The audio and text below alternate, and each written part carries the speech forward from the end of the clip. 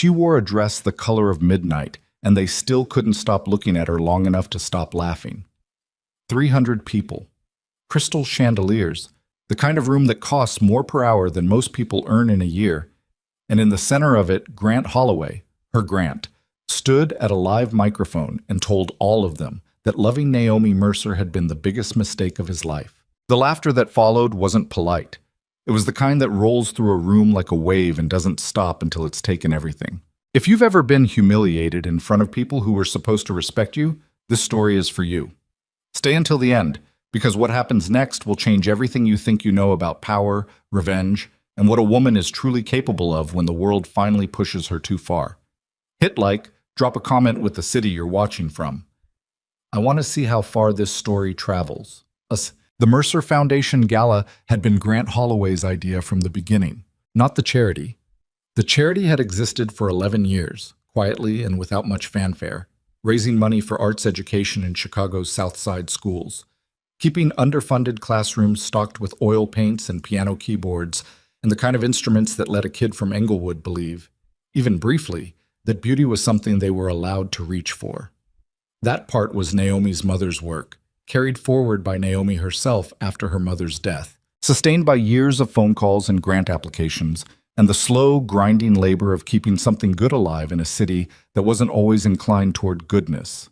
The gala, the venue, the guest list, the catering contract with a firm that charged $11 per canapé, that had been Grant. He'd framed it as a gift. "You've been running this thing out of a cramped office on Michigan Avenue for 3 years, he'd told her back in February, leaning against the kitchen counter of their shared apartment with a glass of scotch in his hand and the particular confidence of a man who believed that his ideas, once spoken aloud, were already accomplished.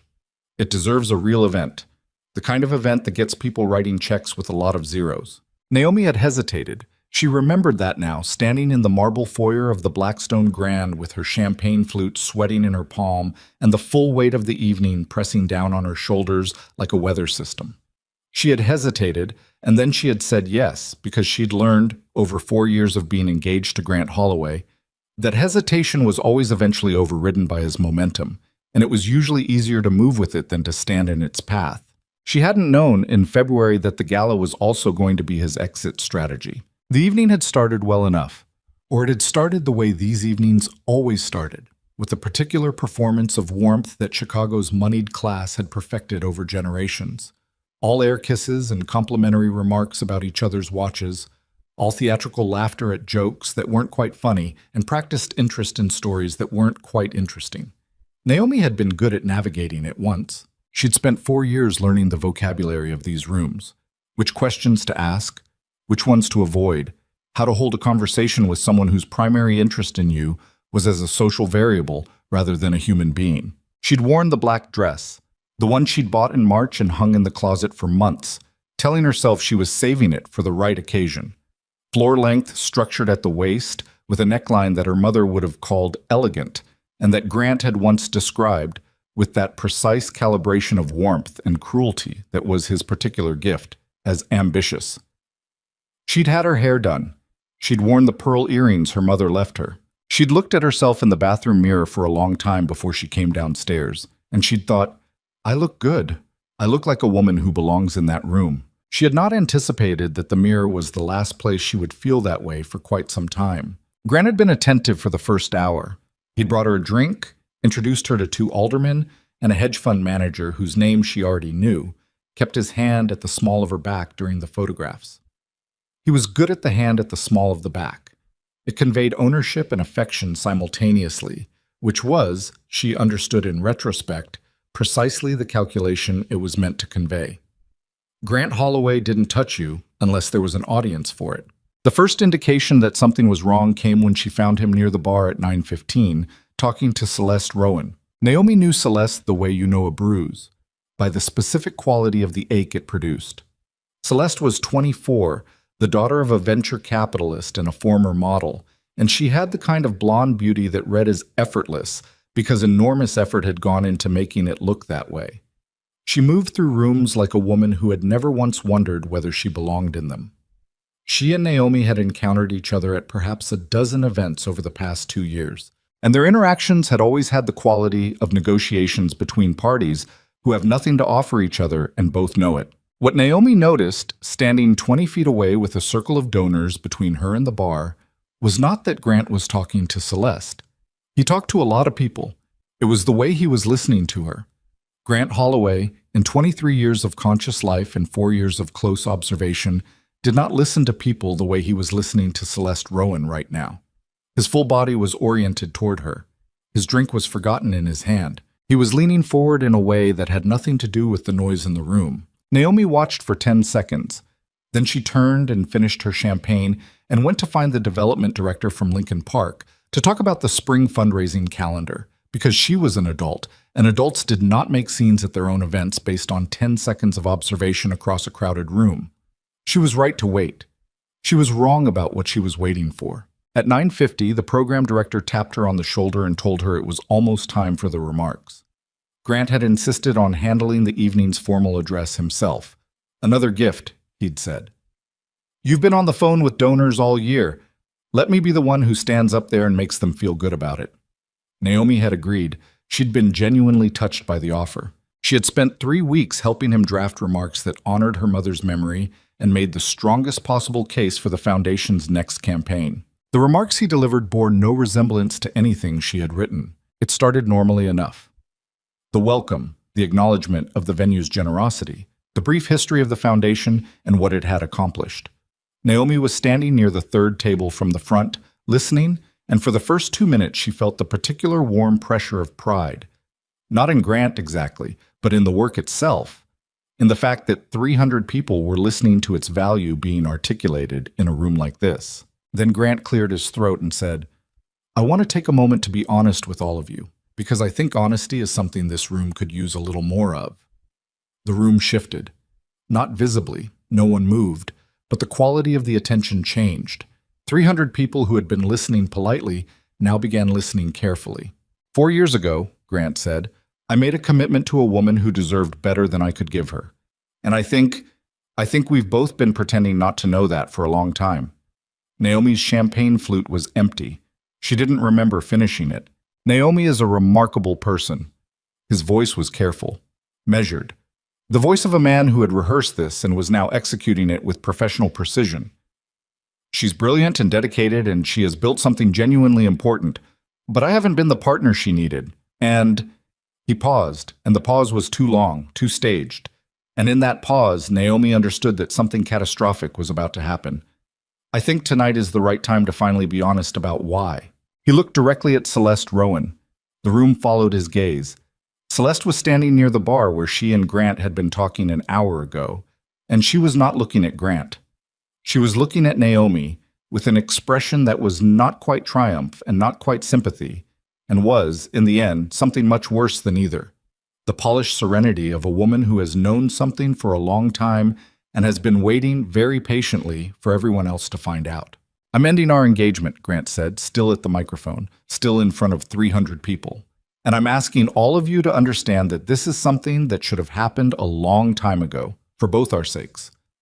The silence lasted perhaps 2 seconds. Then someone laughed. She never knew who it was. Afterward, going over it in her memory, the way you go over the site of an accident, she could never identify the voice, whether it was someone who knew the whole story or someone who simply found the spectacle funny in that reflexive way that cruelty sometimes produces before the conscious mind can intervene. But it was a single laugh, and it was followed by another. And then the murmur that rolled through the room had enough laughter threaded through it that the distinction between the two became irrelevant. 300 of Chicago's most influential people were watching Naomi Mercer discover, in real time, that her engagement was over. She didn't cry. She wanted to note that even now she did not cry. Her eyes stayed dry. Her face did something she couldn't entirely feel, a kind of controlled stillness, the same way a building looks stable in the seconds before structural failure. She set her empty champagne flute down on the nearest table with a care that was almost absurd under the circumstances. She looked at Grant, who had stepped away from the microphone and was now talking to the program director with the casual confidence of a man who has just executed a difficult task well. She looked at Celeste, who had drifted toward him with the unhurried ease of someone moving to reclaim something that was always theirs. Then she turned and walked toward the exit, and the room opened up in front of her in a way rooms do when everyone has oriented themselves toward a spectacle and is reluctant to disrupt their own viewing angle by stepping into the sight line. She heard fragments as she moved through them. Not full sentences, just pieces, words lifted out of conversations and reaching her in the wrong order. Always seemed like an odd, never understood what he...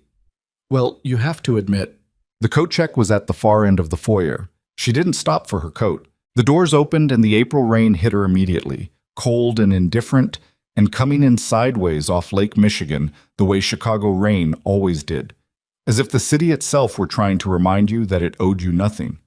The black dress was not built for rain. The pearl earrings, which she was still wearing, were the only things on her that her mother had also touched, and she stood on the steps outside the Blackstone Grand and concentrated on that. The cool weight of them against her earlobes, the only solid thing in a moment that had otherwise become completely liquid. She made it to the bottom of the steps before her legs stopped cooperating. Not a fall. Not quite. She caught herself on the railing and stood there in the rain with water running down the back of her neck and her hair collapsing around her face and the sounds of the gala muffled behind her through the heavy doors. And she thought, I helped him write those remarks. She thought, I picked this venue. She thought, I wore the dress. She thought, the worst part is not what he said. The worst part is that I stood there and let them watch. She was still holding the railing when she became aware that there was someone at the bottom of the steps. Not a valet. Not a guest who'd stepped out for air. A man in a black overcoat, standing slightly off the center of the steps in the shadows cast by the building's facade, watching her with the specific quality of attention that distinguished observation from surveillance. He was tall. She registered that first, then the coat, then the stillness. He wasn't huddled against the rain. He stood in it the way people stand in weather when weather has long since stopped being something they try to avoid. He was watching her, not the way the room had been watching her, not with that particular cocktail of schadenfreude and discomfort that made up the social spectacle's audience. He was watching her the way a person watches something they're trying to understand. She straightened off the railing, pulled her spine upright by force of habit and something older than habit, some residue of her mother's voice telling her, you stand up straight because you're not asking for anything from anyone, Naomi. You stand up straight because you already have everything you need. The lobby's that way, she said, which was not what she'd intended to say.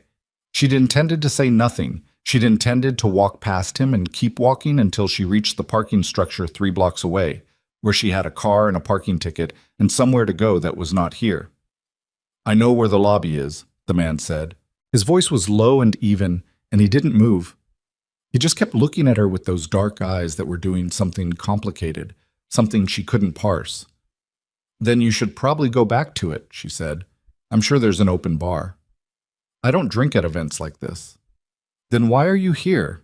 He looked at her for another moment. Then he looked back at the doors she'd come through, and something crossed his face.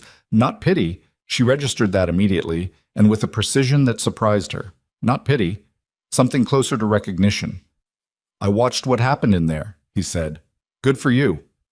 She moved a step past him, and he didn't block her. He simply spoke again, and the words had enough weight in them that she stopped.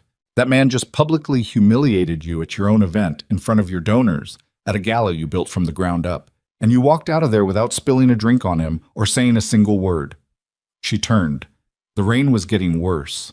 She could feel her mascara doing something she didn't want to think about. Your point? She said. My point, said the man in the black overcoat, is that most people in that position would have made it about their feelings. You made it about your dignity. He paused. That's not something you see very often. I'm going to my car, Naomi said. Miss Mercer. She stopped again. The fact that he knew her name registered somewhere behind the numbness that the evening had produced, but she was too wrung out to engage with it properly. How do you know my name? I know a lot of things about you, he said. Your mother started the foundation in 2013. You took it over in 2020 after she died. You have a master's degree in art history from Northwestern and a certification from the International Society of Appraisers. You've been with Grant Holloway for 4 years and engaged for 14 months. He paused. He's been with Celeste Rowan for 8 of those months. The information landed differently than she would have expected. Not like a revelation, more like confirmation of something she hadn't let herself fully believe until now. 8 months. She'd been carrying around a suspicion for 8 months and calling it anxiety. "Who are you?" she asked. "My name is Lucien Devereaux." She knew the name. She knew it the way anyone who'd lived in Chicago for more than 5 years and paid attention to anything other than their immediate social circle knew it, as a piece of the city's infrastructure, like knowing the name of the river or the name of the mayor. Lucien Devereaux ran things. That was the common understanding. Nobody was entirely specific about which things, but the impression was comprehensive. His name appeared occasionally in the Tribune, usually in connection with large real estate transactions or political donations, or twice in the past 3 years, federal investigations that were then quietly closed. He was 40 or 38, or somewhere in that range. She'd never been able to find a photograph she trusted, and she was looking at him now, trying to reconcile the idea she'd had of him with the actual person standing in the rain. He looked like a man who made decisions and was at peace with having made them. "I know who you are," she said. "Then you know I don't make offers I don't intend to keep." "You haven't made any offers." "Not yet," he said. The rain had found its way inside her collar. She was wet and cold, and her feet hurt from the heels, and she had just been publicly discarded by a man she'd given 4 years of her life to. And she was standing outside the Blackstone Grand at 10 o'clock at night talking to Lucien Devereaux, which was the kind of sentence that didn't belong in any version of her life she had previously imagined. "Whatever you're about to say," she said, "I'm going to need you to say it fast. I have a car and a very hot shower with my name on it." Something that might have been the beginning of a smile crossed his face. It didn't finish arriving. "I need a wife," he said, "temporarily. Specifically, I need someone who is intelligent, composed under pressure, and credible in high-stakes social environments. I also need someone that nobody would expect me to choose, someone whose intelligence they've already underestimated, and whose motivations they'll spend too much time trying to figure out to focus on mine." He paused. "In exchange, I can offer you financial security that will make the Mercer Foundation independent for the next 20 years.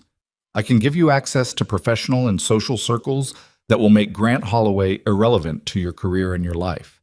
And I can ensure that every person in that room tonight understands, clearly and permanently, what their mockery cost them." Naomi stood in the rain and looked at him. "You want me to marry you," she said. "I want you to enter into a contract," he said. "There's a difference." "Is there?" "One of them is legal and temporary. The other one involves feelings." He said the word with the careful neutrality of someone who has studied a foreign language and learned its vocabulary without quite absorbing its texture. "I'm offering you the former." She looked back at the doors. Through the rain-blurred glass, she could see the shapes of the gala, the movement of people, the chandelier light, the dim geometry of a world that had just conclusively informed her of her own position within it. She looked back at Lucien Devereaux. "I want to see the contract first," she said. "Of course. And I want a lawyer, my own, not yours. Reasonable. And I want the full scope of what's being asked of me, not a summary, the actual scope." He reached inside his coat and produced a card. Matte black, no logo, just a phone number in small white print. He held it out to her and she took it, the cardstock immediately beginning to absorb the rain. "Tomorrow morning," he said. "My office, 8 a.m. Bring whoever you want." "And if I don't come?" "Then you don't come," he said. "I'll find another way, but I think you'll come. Because you know things about me. Because I know what tonight felt like," he said. "And I know that the woman who walked out of that room without saying a single word to the man who destroyed her in public is not the kind of woman who goes home and accepts it." He held her gaze for exactly 1 more second. Then he nodded, a minimal, precise gesture, and turned and walked toward a black car that had materialized at the curb with the quiet efficiency of a vehicle that had been waiting and knew how to wait. Naomi stood in the rain for another 10 seconds, holding the card. Then she walked to her own car. She drove back to the apartment she shared with Grant. She parked in the garage. She rode the elevator upstairs. She went into the bathroom and turned the shower on as hot as it would go and stood under it in the black dress for 11 minutes. And when she got out, she sat on the bathroom floor in a towel and did not cry, still did not cry, would not cry, had decided somewhere in the space between the gala steps and this tile floor that crying was something she would do after, and thought about the card which she'd set on the counter. She thought about 8 months. She thought about the laughter. She thought about Celeste Rowan's face, that polished serenity, the patience of a woman who'd known the outcome of the evening since before it started. She thought about Lucien Devereaux standing in the rain, like weather had stopped being something that happened to him a long time ago. At 2 in the morning, she heard Grant come in. She heard him pause outside the bathroom door, the specific hesitation of a person trying to determine whether a confrontation was about to happen, and then she heard him continue to the guest room, which told her everything she needed to know about which version of this he'd prepared for. She sat on the bathroom floor until 4. Then she got up, dried her hair, put on clothes, and made coffee. At 7:15, she called Marcus Webb, the attorney who had handled her mother's estate and who had been practicing property and contract law in Chicago for 30 years, and told him she needed him at 8 a.m. and that it was important. "How important?" Marcus said, in the voice of a man who'd been in this business long enough to have a calibrated scale for urgency. "Lucien Devereaux important," she said. There was a pause. "I'll be there in 45 minutes, Marcus said, and hung up. The offices of Devereaux Holdings occupied the top 2 floors of a building on Walker Drive that looked from the outside like architecture that had decided to stop apologizing for itself. Floor-to-ceiling glass, a lobby with the particular hush of a space that controlled its own acoustics, security personnel who were dressed like staff and moved like something else. The elevator required a key card. The receptionist on the 42nd floor looked at Naomi with an expression of professional blankness that had been thoroughly rehearsed. Marcus Webb, 63 years old and dressed in a gray suit that cost more than the gala's floral arrangements, looked around the lobby and said nothing. His silence had the quality of assessment. Lucien Devereaux was already in the conference room when they were shown in. In daylight, out of the rain, he looked different in the way that people always look different when you remove the atmosphere that initially framed them. What the rain and the shadows had obscured was the precision of him, the way everything about his appearance was controlled without appearing controlled, the stillness that wasn't tension, but something that had moved through tension a long time ago and come out the other side. He was wearing a charcoal suit. He was standing when they entered, and he crossed to shake Marcus's hand before Naomi's, which she noted, and then he gestured toward the seats and said, "Coffee?" And when they both declined, he sat down and pushed a document across the table without preamble. Marcus picked it up and began reading. Naomi looked at Lucien. "You knew I'd come," she said. "I hoped," he said. "There's a difference." She let that sit for a moment. "You said 8 months," she said. "How do you know it was 8 months?" "Because I conduct due diligence on the people who move through the financial and social circles that intersect with my operations," he said. "Grant Holloway moved into those circles 18 months ago. When I investigate someone, I investigate everyone connected to them." He paused. "I apologize for knowing more about your private life than you authorized."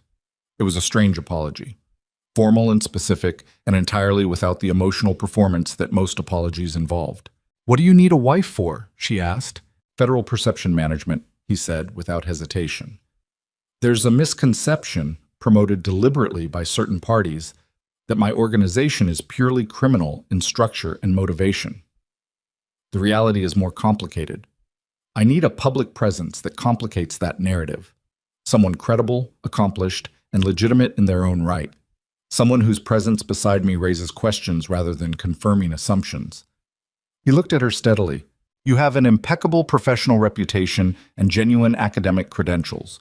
You're a known figure in Chicago's philanthropic community, and you've just been made very publicly available, which means your decision to marry quickly and unconventionally will read as emotional rather than strategic, meaning people will think I'm making a rash decision out of humiliation. Yes. And that protects you. It complicates the picture," he said, "which is what I need." Marcus set down the document.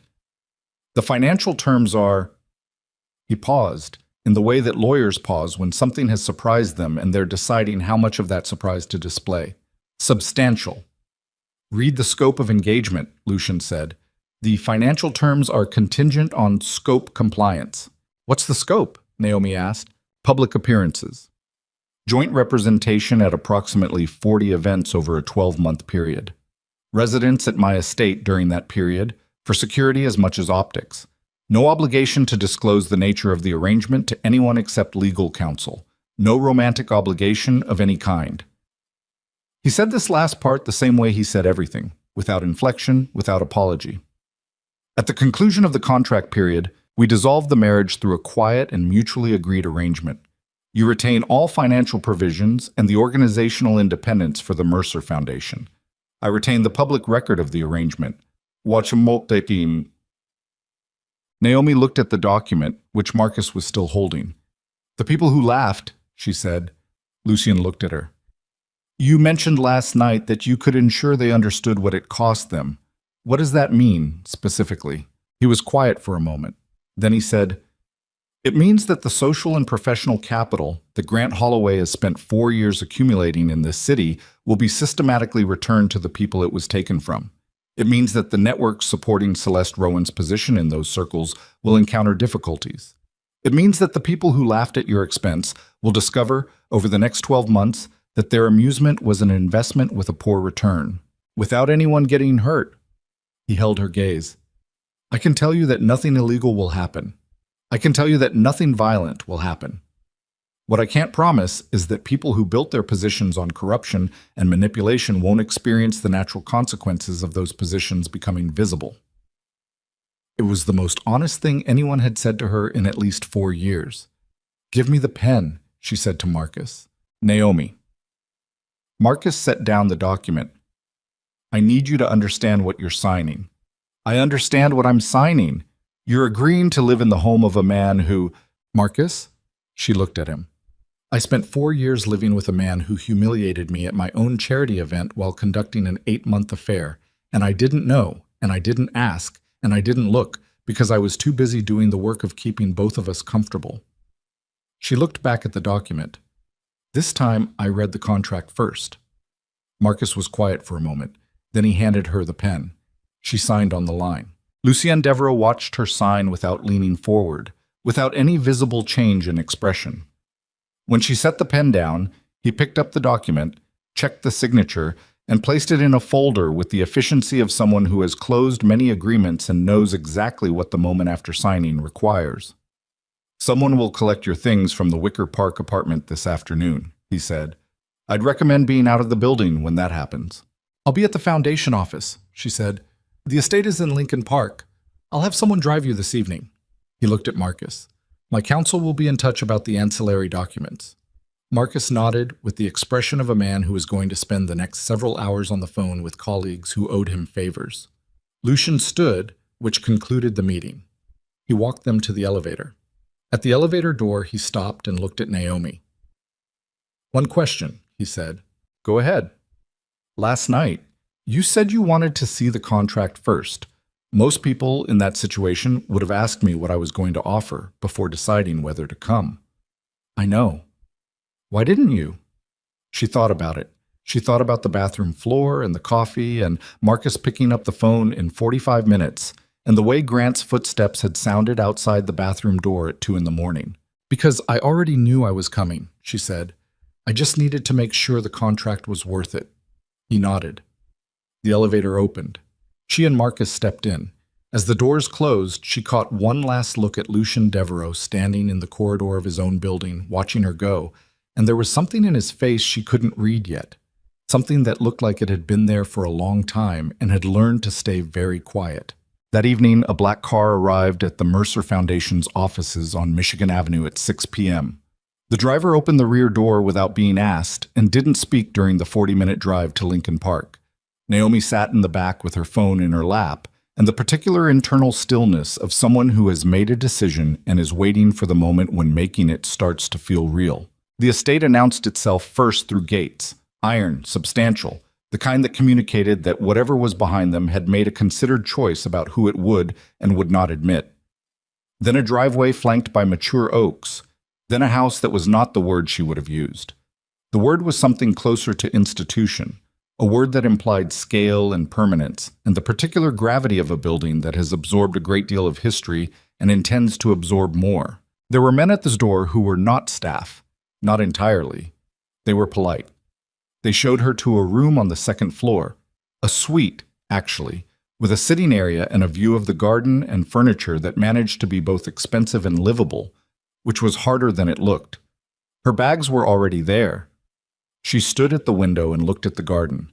She was now, technically, the future wife of Lucien Devereaux. She was about to step into a world she did not fully understand, with a man she had met in the rain, under terms that were legally binding and emotionally unprecedented, in a city that was about to find out that the woman they'd laughed at 300 strong had just made the most significant alliance of anyone in that ballroom. She didn't know, standing at the window, that 3 blocks away, a man with a camera and a federal badge was already watching the estate and reporting its new arrival.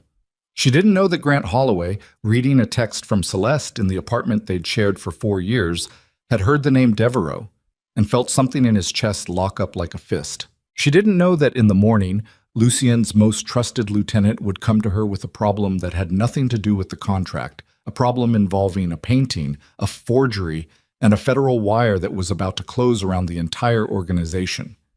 She didn't know that what she knew about art was about to save all of them. She just stood at the window, in the dark, and breathed. The morning came in gray and without ceremony. The kind of Chicago morning that doesn't ease you into itself, but simply arrives, flat light pressing through the curtains at 6:15 like it has somewhere to be and isn't going to wait for you to be ready. Naomi was already awake. She'd slept in 40-minute intervals, the kind of sleep that doesn't restore anything, but at least keeps you horizontal. And by 5 a.m., she'd given up and sat in the chair by the window, with her knees pulled to her chest, watching the garden resolve itself out of the dark. There was a man at the edge of the garden, standing still, hands behind his back, facing outward toward the wall. He hadn't moved in the 40 minutes she'd been watching him. At first she'd thought he was a statue. Then he'd shifted his weight, just slightly, and she'd understood he was security, the kind of security that didn't advertise itself, that had learned long ago that visibility was a liability. She thought about what she'd signed, not with panic. Panic was a luxury that required a version of events where she still had something uncomplicated to protect, and she'd left that behind on the steps of the Blackstone Grand. She thought about it the way she thought about a contract she was asked to authenticate, methodically, clause by clause, testing for the places where the surface didn't match the structure underneath. She was still thinking when someone knocked on the door at 6:50. Not Lucien. A woman. Early 40s, compact, with close-cropped natural hair, and the bearing of someone who managed complicated situations for a living and had stopped finding them complicated a long time ago. She introduced herself as Dara, said she was the household coordinator, and asked if Naomi wanted breakfast before or after she met with Mr. Devereaux's operations team. Operations team, Naomi said. Yes, at 7 in the morning. Mr. Devereaux keeps early hours, Dara said, with the precision of someone who is describing a fact rather than making an observation. When does he want to meet? 7:30. Naomi looked at the window. The man in the garden was still there. Coffee first, she said. The kitchen was on his ground floor, and it was large, and it was occupied at 6:55 in the morning by 3 men eating at the counter with the focused efficiency of people who didn't eat for pleasure but for maintenance. They looked at Naomi when she came in.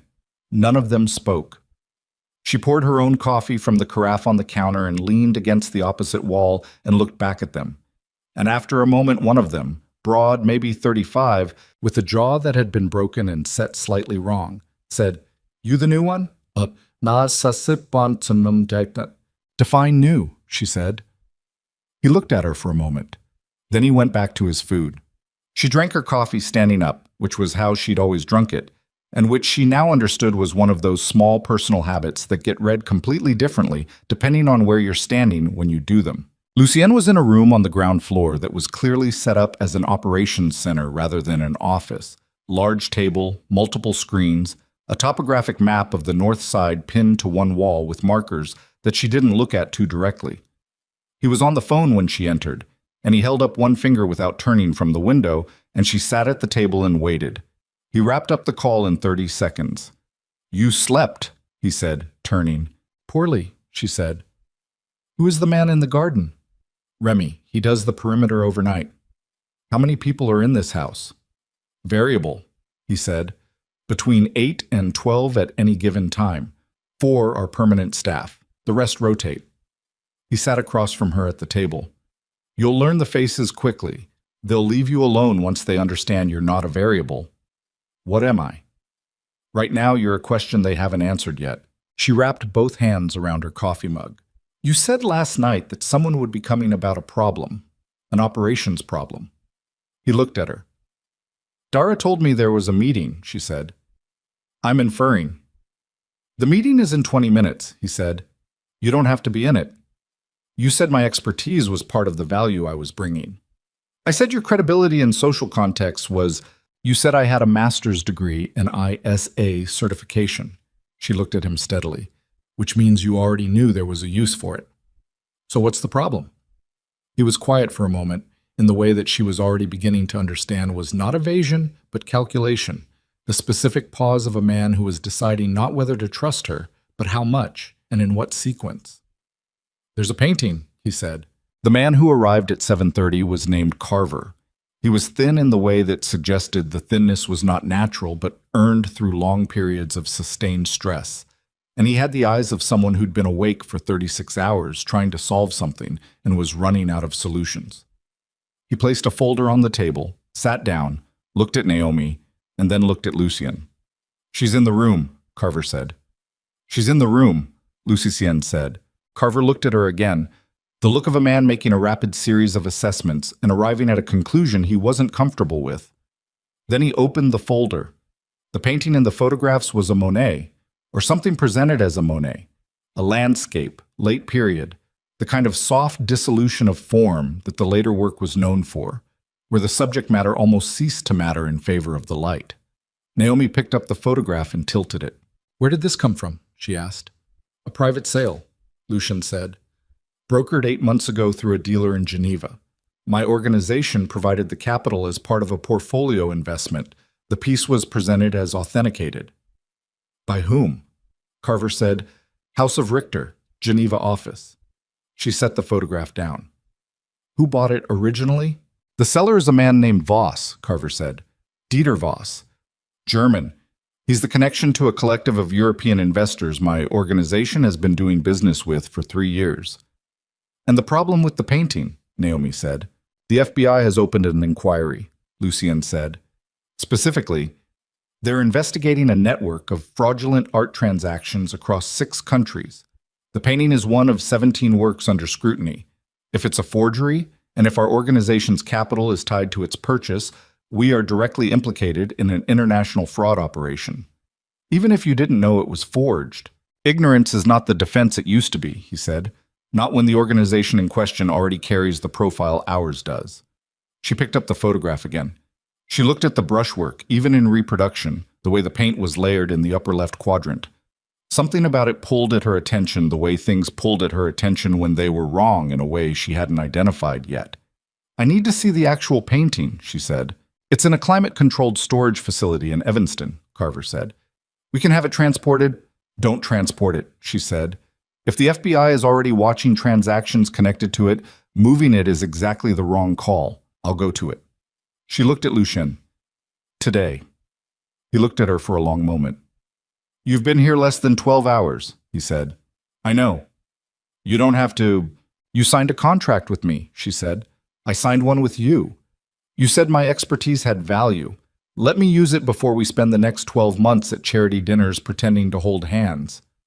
Something moved across his face that wasn't quite a smile and wasn't quite surprise, and was, she thought, something in between that didn't have a clean name. Carver, he said, arrange the access.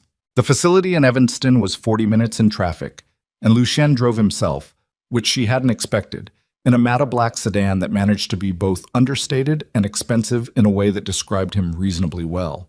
She sat in the passenger seat and looked at the expressway and thought about the painting.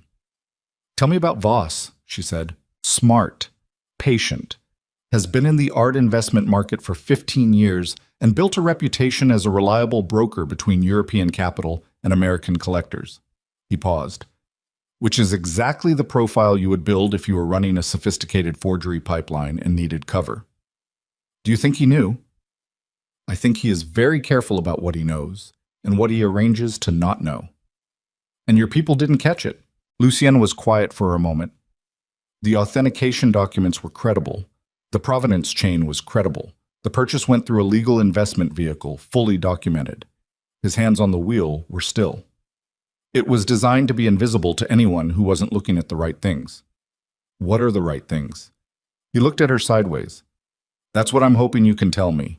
The storage facility was discreet in that specific way that places storing valuable things are discreet. No signage, a nondescript exterior, security infrastructure that revealed itself gradually the deeper in you went. The curator who met them at the door was a compact woman named Aisha, who clearly knew Lucien and clearly was not entirely comfortable with either him or the circumstances, and who directed them to a viewing room where the painting was already set up under controlled lighting. Naomi stood in front of it for a long time without speaking. Behind her, she heard Lucien settle against the wall. He didn't prompt her. He didn't make the mistake of filling the silence, which she noted. The painting was wrong. She could feel it before she could articulate it, the way you feel a room's temperature before you could measure it. She moved closer. She pulled out her phone and accessed her UV reference library, pulled up spectral data for Monet's late-period palette, and held the phone up next to specific areas of the canvas. She crouched and looked at the bottom edge. She stood and looked at the upper right, where the light source would have originated if this were what it claimed to be. The craquelure is wrong, she said. Lucien moved off the wall. The cracking pattern in the paint, she said, without turning. Genuine aging on a canvas from this period produces a specific network of microfractures based on how the paint dried and contracted over decades. These fractures are consistent across the surface. She pointed. Here, in the lower left quadrant, the craquelure pattern changes. The density shifts. It's subtle. It would pass a casual inspection, and it would pass most authentication processes if the authenticator wasn't specifically looking for it. She straightened. Someone accelerated the aging artificially, probably a combination of controlled temperature cycling and chemical treatment. It's actually very good work. But I've seen this before. She turned to look at him. There was a forgery ring operating out of Brussels between 2014 and 2019. Same technique, same target period. Impressionist late works with high market values and relatively limited reproduction documentation. They were shut down, supposedly. The lead forger was prosecuted in Belgium. She paused. His apprentice was not. Lucien looked at the painting. His face had the particular quality of a man connecting pieces of information he hadn't previously connected and finding the shape they made together more significant than he wanted it to be. Voss, he said. I don't know that yet, she said. But I know someone who can confirm whether the technical signature on this forgery matches what came out of that Brussels operation. He works at the Art Institute. He owes me a favor from a consultation I did in 2021. She looked at Lucien. If it matches, you have more than a fraudulent painting. You have documented evidence that Voss has been running this network the entire time he's been doing business with you, which is a very different kind of leverage than simply proving the painting is fake. He was looking at her. What? She said. Nothing, he said. Make the call. She called Daniel Marsh at the Art Institute from the viewing room while Lucien stepped out. And Daniel, who was 61 and had spent his career examining things other people had gotten wrong, listened to her describe the craquelure pattern and the palette analysis and said, "Send me the photos," and called back in 22 minutes and said, "Naomi, that's Henrik's work. I'd stake my reputation on it. Henrik Brandt was Voss's man in Brussels, and if this came through Voss, Brandt is still working." Bors, she thanked him and hung up and went to find Lucien. He was in the corridor outside the viewing room on his phone, speaking in a low voice that carried the particular cadence of instructions being delivered rather than a conversation being had. He ended the call when he saw her. "Brandt," she said. He nodded once. "You already knew?" "I suspected," he said. "I didn't have confirmation." He looked at her. "Now I have confirmation." "What do you do with it?" "That," he said, "is a conversation for back at the estate." They were in the car and back on the Evanston Expressway when his phone rang. He looked at the screen and something shifted in his expression, not alarm, but the specific sharpening of attention that preceded alarm. He answered on speaker without excusing himself. "Go," he said. The voice on the other end was Carver's. "We have a situation at the North Gate. Car's been parked on the street for 3 hours. Plates are federal." Lucien's hands were steady on the wheel. "How many occupants?" 2. "Didn't move when the shift changed at noon." "Have Remy take the back route at 6. Don't change any other patterns." He paused. And tell Dara to set for a dinner guest tonight. Copy, Carver said, and hung up. Naomi looked at the traffic ahead of them. FBI, she said. Probably. Connected to the painting? Possibly. Or connected to other things. He navigated a lane change with the smooth inattention of someone who drove the way they made decisions without visible effort. The federal interest in my organization is not a new development, but the timing is notable, he said. She thought about this. She thought about the painting, about Voss, about the fraud network that had apparently been burrowing through Lucian's organization for 8 months, about the federal car sitting outside the estate's north gate. They may not know about the painting yet, she said. No. If they're watching your organization and Voss's network surfaces in their inquiry before you surface it yourself, the implication becomes active complicity rather than passive victimhood. Correct. So you need to get ahead of it. I need to understand the full scope of what Voss put into my organization before I can get ahead of anything, he said, which takes time I may not have. She looked out the window. The lake was visible now to the east, a flat gray plain matching the sky so closely that the horizon between them had disappeared. I can help with that, she said. You've already helped enough today. I haven't helped at all. I identified a problem that I suspected you already half knew about. That's not help, that's confirmation. She looked back at him. If Voss's network extends beyond the painting, if there are other assets in your portfolio that are fraudulent, I can audit them. Not a financial audit, an object audit. Physical inspection, provenance review, comparison against known forgery signatures. She paused. How many pieces are in the portfolio? He was quiet for a moment. 23, he said. Give me a week, she said. He didn't answer immediately. They drove in silence through Lincoln Park, and the estate gates opened as they approached, remotely, without any visible signal being given, and Lucian pulled around the circular drive and stopped the car and sat for a moment with the engine running. When I brought you into this arrangement, he said, I was thinking about gala appearances and press photographs. I know. I was not thinking about deploying you against an international forgery ring with federal surveillance outside my front gate. I know that too. He turned to look at her. In the afternoon light, his eyes were darker than she'd registered in the rain or in the office, and there was something in them that she was still learning to read, something that existed behind the control, in the part of him that hadn't fully decided yet whether to let her see it. Why? He said. Why what? Why are you doing this? The contract doesn't require it. She thought about the bathroom floor. She thought about 4 years of careful invisibility, of making herself smaller and quieter and more manageable. She thought about the way she'd felt standing in front of that painting in Evanston when everything she knew had suddenly had somewhere to go. Because I'm good at it, she said, and I spent 4 years with a man who thought that was a problem. She opened the car door. I'd like to see if it's something else. She was halfway to the front steps when he called after her. Naomi. She turned. Thank you, he said. It came out level and unembellished, no performance of gratitude, just the word placed where it needed to be. She nodded and went inside. The dinner guest Lucien had mentioned turned out to be a man named Patrick Shea, 50, Irish-American, silver-haired, with the kind of genial social ease that Naomi had learned to read as a professional construction. He arrived at 7, kissed her hand with a warmth that was several degrees above appropriate, and spent the first 40 minutes of dinner demonstrating an exhaustive familiarity with Chicago's social calendar while revealing nothing of substance about himself. She watched him across the table and let the conversation happen around her and thought, he is here because of the federal car outside, and Lucien knows it, and Patrick Shea knows that Lucien knows it, and this dinner is something other than what it appears. Over dessert, Shea looked at Naomi with a smile that didn't involve his eyes and said, I have to say, when I heard Lucien had gotten married, I assumed I'd misheard. He's been very firmly unattached for a long time. Things change, Naomi said. They do, Shea said. He looked at Lucien.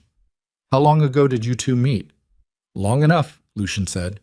Shea nodded with the thoughtful acceptance of a man filing information away. You know, he said, turning back to Naomi, my organization has some interests that overlap with Lucien's. We've been discussing how those interests might be formalized. He tilted his head. It would be nice to know that the people closest to Lucien are supportive of that kind of arrangement. She looked at him. What kind of arrangement? She said. A partnership, he said. Of various kinds. I don't know anything about Lucien's business arrangements, she said. I know about art. Shay smiled. Of course. But I do know, she said, that people who frame partnerships as seeking spousal approval usually don't have confidence in the partnership itself. The smile stayed, but something behind it recalibrated. Sharp, Shay said to Lucien. I know, Lucien said. After Shay left, she found Lucien in the operations room, standing at the window, with his jacket off and his sleeves rolled to the elbow, which was the first time she'd seen him in any configuration other than complete. And she understood that this was what exhaustion looked like on him, not visible in his face, but visible in the degree of formal control he was willing to release. He's connected to the Irish group you mentioned, she said. He represents them, Lucien said, and they're behind the federal surveillance. Behind is a complicated word. He turned from the window. They have relationships with certain federal parties that have historically been mutually beneficial. They're using the FBI to put pressure on you. He looked at her. To force the partnership, she said. The surveillance isn't an investigation. It's a negotiating tool. He held her gaze for a long moment. You got all of that from one dinner.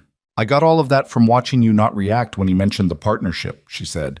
If it had been a surprise, you would have moved. You didn't move at all. He was quiet. Is it a deal you want? She asked. No.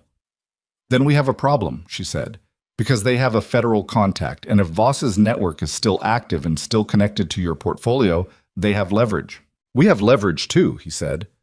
If Brandt's signature on that painting can be connected to Voss, and Voss can be connected to the Irish group's capital, he paused. The leverage runs in multiple directions. That's a lot of ifs. Yes, he said. She crossed to the table and sat. She pulled the folder from the afternoon toward her and opened it. Then let's start with what we know, she said. He looked at her for a moment, the same look he'd given her in the car, the one she was still learning to read. Then he crossed to the table and sat across from her and opened his own file. They worked until 2 in the morning. At some point, Dara brought coffee and sandwiches without being asked and left without speaking, and at some other point, one of the security rotation changed, and Naomi heard the quiet footsteps in the corridor outside without looking up from the provenance documents she was reading. The work had the particular quality of work that is important enough to pull you out of yourself. She forgot, for stretches of 20 and 30 minutes, about the gala and Grant and the bathroom floor and the 4 years that had led to this strange, improbable room. At 1:45, Lucien set down a document and said, 11 pieces. She looked up. 11 of the 23 are documented through dealers with verifiable connections to Voss, he said. Not all of them are necessarily forged, but all of them are potentially compromised. 11 pieces, she said. Yes. What's the total value? He told her. She put down her pen. The number was not a number you absorbed quickly. It was the kind of number that required a moment of stillness while your brain restructured its sense of the possible. Lucien, she said, I know. If the FBI, I know. This isn't leverage anymore. This is... She stopped. This is a problem that requires more than a week, he said. She looked at the table, at the documents spread across it, at the coffee cups and the empty sandwich plate, and the map on the wall and the specific accumulated weight of an evening that had started with a mug in the kitchen and ended up here. She thought about the contract she'd signed. She thought about 12 months of charity dinners and press photographs. She thought about what she'd said in the car. I'd like to see if it's something else. She hadn't known, saying it, quite how else it was going to get. Before she could finish the thought, Carver opened the door. His face was the face of a man delivering information he would have preferred not to have. We've got a problem, he said. The federal car at the North Gate just got a second vehicle, and one of our contacts inside the Bureau just confirmed they're not surveilling the organization. Lucien looked at him. They're surveilling her, Carver said. The silence after Carver spoke lasted exactly 3 seconds. Naomi counted them without meaning to. The way you count things when your brain is buying time for the rest of you to catch up with information it hasn't finished processing. 3 seconds of the operations room holding its breath, the documents on the table, the the coffee going cold, the map on the wall with its markers that she'd been carefully not looking at all evening. And then Lucian said, "Say that again." "Bureau contact confirmed it an hour ago," Carver said. He didn't look at Naomi when he said it, which told her he'd already decided this was information she was going to have to sit with, and he didn't want to be watching her face when she did. "The surveillance package opened 6 days ago. The subject designation is her name." 6 days ago, Lucian said. "Yes." "Before she came here?" "Yes." Naomi looked at the table, at the provenance documents she'd been reading 40 seconds ago with the focused clarity of someone who'd found, for the first time in a long time, work that felt equal to her capacity for it. She looked at the coffee cup with her lipstick on the rim. She looked at the map on the wall, at the North Gate marker, at the small red notation Carver had added an hour ago that she'd registered peripherally and not pursued. "What's the basis of the surveillance package?" she asked. Her voice came out level, which surprised her. Carver looked at Lucian. "Look at me," she said. "Not him. What's the basis?" Carver shifted his weight. "The initial designation is material witness, potential confidential informant. The basis for opening it," he paused, "is a tip filed 6 days ago with the Chicago field office by a named party claiming that you have independent knowledge of Devereaux organization operations and would be receptive to cooperation." The room was very quiet. "Who filed the tip?" she said. Carver's jaw moved once. "Grant Holloway." She didn't move. She had the strange, dissociative experience of feeling her own stillness from the outside, as if she'd stepped slightly to the left of herself and was watching a woman sit at a table in a room full of documents and absorb the information that the man who'd publicly discarded her 4 days ago had also, apparently, been the one to hand her to federal law enforcement before she'd even signed a contract she hadn't known she was going to sign. 6 days ago. 6 days ago, she'd still been in the apartment on Wicker Park. 6 days ago, she'd still been wearing his ring, technically, because she'd been too numb to take it off. 6 days ago, Grant Holloway had already decided that she was a resource to be deployed against his enemies, and had made that decision without telling her, and without knowing, because how could he have known, that she was about to walk into the rain and meet the very man he was pointing her at. "He filed it before the gala," she said. 2 days before," Carver said. She closed her eyes, opened them. The table was still there. "He planned the gala," she said. Not a question. The shape of it was assembling itself with the cold, mechanical precision of a thing that had always been true and was only now becoming visible. The public humiliation, the announcement, all of it. She looked at Lucian. He needed me to be isolated. He needed me to be desperate and angry and looking for a way out, so that when the FBI approached me, I'd already be in the emotional condition of someone who'd cooperate. Lucian was looking at her with an expression she hadn't seen on him before. It wasn't pity. It was something tighter and more controlled than pity, something that suggested he was managing a response he hadn't prepared to manage. "He knew about you," she said. "He knew about your organization, from the 18 months of moving in your circles, and he put together a play that used me as the entry point." "That's our read," Carver said quietly. She stood up. She needed to be standing. Sitting felt like a position of submission, and she was done with positions of submission. She pushed back from the table and walked to the window and stood with her back to both of them for a moment, looking at the garden where Remy's replacement was now completing a circuit along the south wall. 4 years. She'd given 4 years to a man who had spent at least the last 6 days, and possibly longer, possibly much longer, engineering her as an instrument, who had calculated, with a precision she'd always known he possessed and had always thought he was pointing at his career, that her combination of social access, professional credibility, and personal attachment to him made her a perfect vulnerability to exploit. She had not been his partner, she had been his contingency plan. "How long has he been in contact with the Irish group?" she said, still facing the window. Another beat of silence. "Naomi," Lucian said. "How long?" She turned around. "You said the Irish group has federal contacts. Patrick Shea was here tonight because they're using the surveillance to push you toward a partnership. If Grant filed the tip that opened the surveillance package, and the Irish group is using that surveillance as leverage..." She stopped because the conclusion was already there, sitting in the room with all of them, waiting to be said. "Grant is working with them." Lucian was quiet for exactly long enough. "When did he make contact with the Irish group?" she said. Our best estimate, Carver said, is approximately 4 months ago. 4 months ago, she'd been picking venue options for the gala. She'd made a spreadsheet. She'd presented it to Grant over dinner, and he'd said the Blackstone Grand was the right call. Better visibility, better guest list, and she'd agreed because he was usually right about visibility. She laughed. It came out wrong. Too short, too sharp, nothing like her actual laugh, and she stopped it immediately. But it had been there.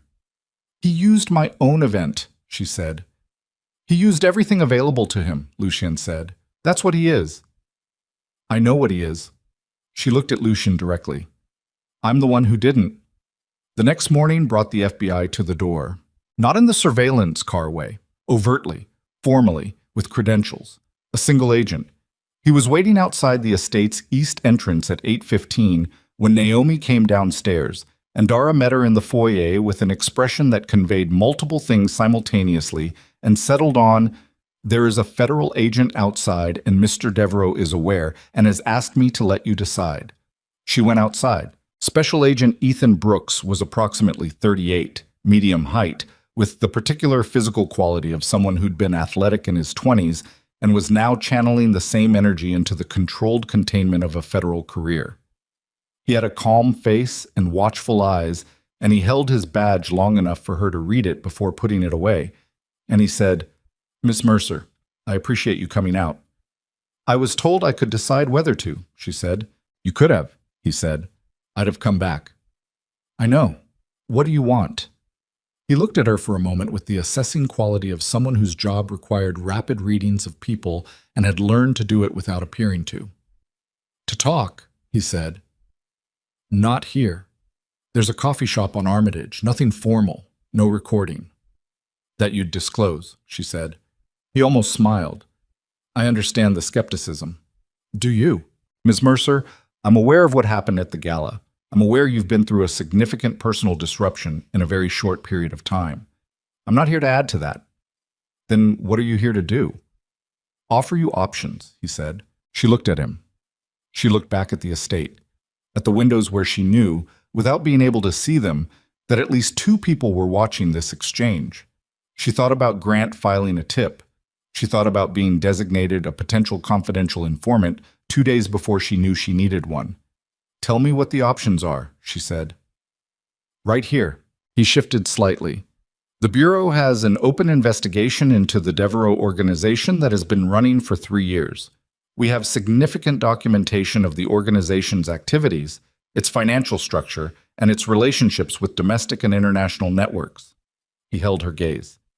"We believe you have knowledge of those activities acquired through your relationship with Mr. Devereaux." "I've been in this house for 36 hours, she said. "We believe your access goes beyond the past 36 hours. "Then your belief is wrong." "Ms. Mercer, my name," she said, "is on a federal surveillance package that was opened 6 days ago, based on a tip from my former fiancé, who is currently aligned with a group that is using your investigation as a negotiating tool against the man I'm now married to." She watched something move across his face, and she pressed it. "Which means you either know that and are here anyway, or you don't know it, and someone in your chain of command does. Either way, I'm not in a position to trust the framing of this conversation." Brooks was quiet for a moment.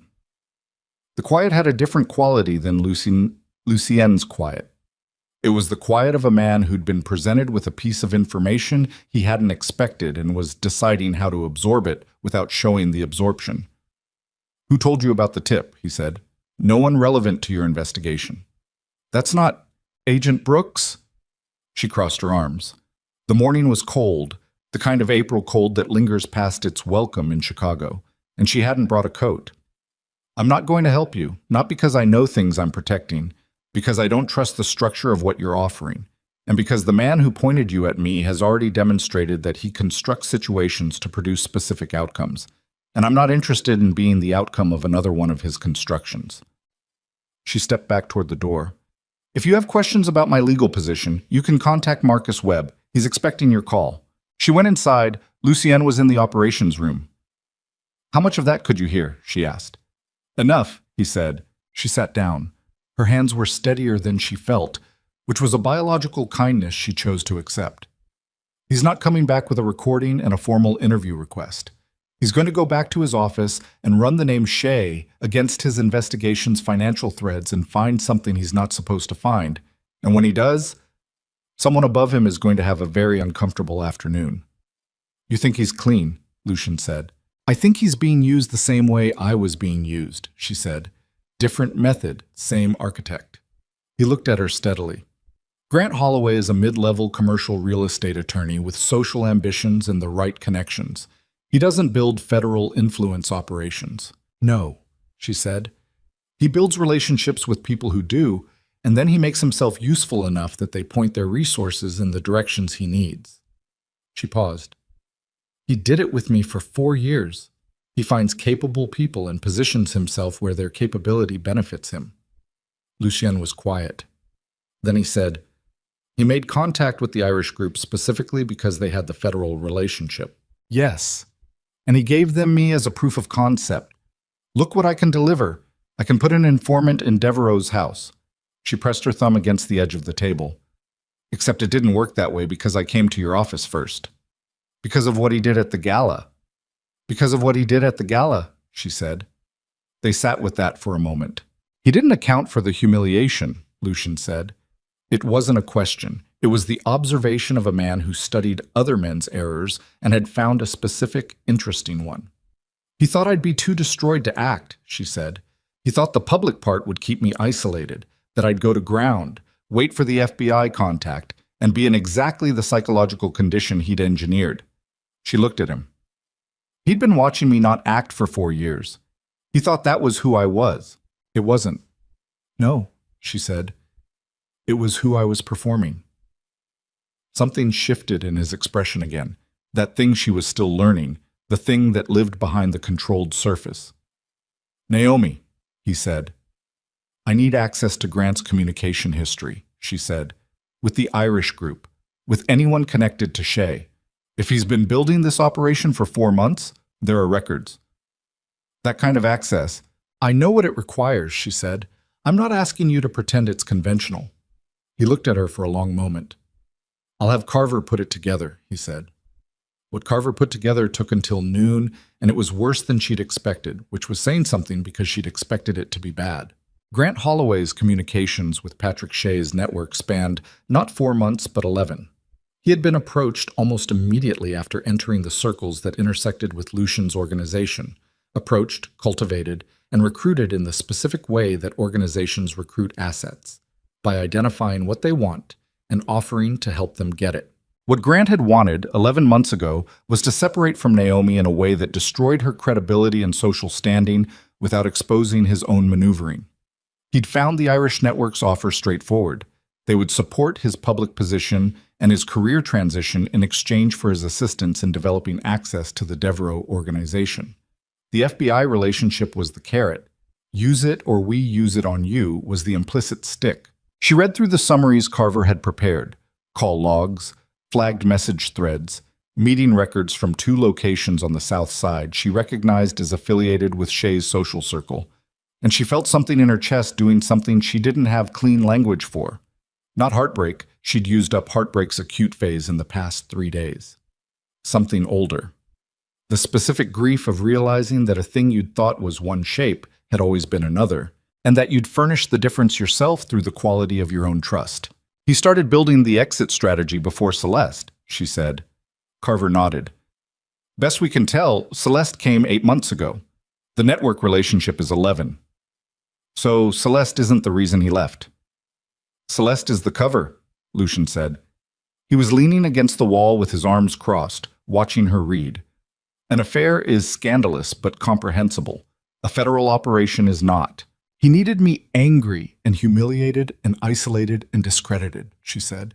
Not because he was in love with someone else, because an angry and humiliated woman is a credible informant with motivation and nothing left to protect. Yes. She set down the summary sheets. She'd sat on bathroom floors for things that deserved ceramic tiles. She'd given patience and careful invisibility and the organized daily effort of making herself manageable to a man who'd been designing her destruction for almost a year. She'd helped him draft remarks she thought were honoring her mother's memory, and instead were the final verbal mechanism of a plan that was at least 11 months old. She didn't cry. She was extremely done with the idea of crying. "What do we do with this?" she said. "We have options," Lucien said. "Walk me through them." He pushed off the wall. "Option 1. We take what we have directly to Agent Brooks. Shay's network, Grant's role, the federal relationship that's been compromised. Brooks is clearly not read in on the full picture, or he wouldn't have come to the door this morning. If we hand him the corruption inside his own investigation, we neutralize the surveillance and potentially create an active federal problem for the Irish group. Downside: it requires trusting that Brooks takes it up the chain rather than sitting on it to protect colleagues. Option 2, she said, we expose the Voss connection publicly. Force the forgery network into the open through press channels with enough documentation that the federal focus shifts away from this organization and onto the art fraud operation. Downside: it accelerates. We have 11 pieces in the portfolio that are potentially compromised. If we go public before we fully audit the scope, we hand investigators a reason to look harder at everything. Option 3, she said. He was quiet for a moment. We make Grant Holloway unusable, he said. If he has no remaining value to the Irish network, no access, no leverage, no relationship with you that produces anything, they discard him. And a man the Irish group has discarded has a very limited shelf life in this city. She looked at him. What does that require? She said. It requires you, he said. Specifically, it requires you to appear in the next 48 hours to be exactly the opposite of what Grant designed you to be. Not isolated, not destroyed, not a woman with motivation to cooperate with federal authorities. He held her gaze. It requires you to appear in public, beside me, as a woman who is completely at home in her circumstances and completely without grievance. A performance, she said. Yes. While we're actually auditing the portfolio, building the Brooks file, and arranging a conversation with Voss that he doesn't know he's agreed to.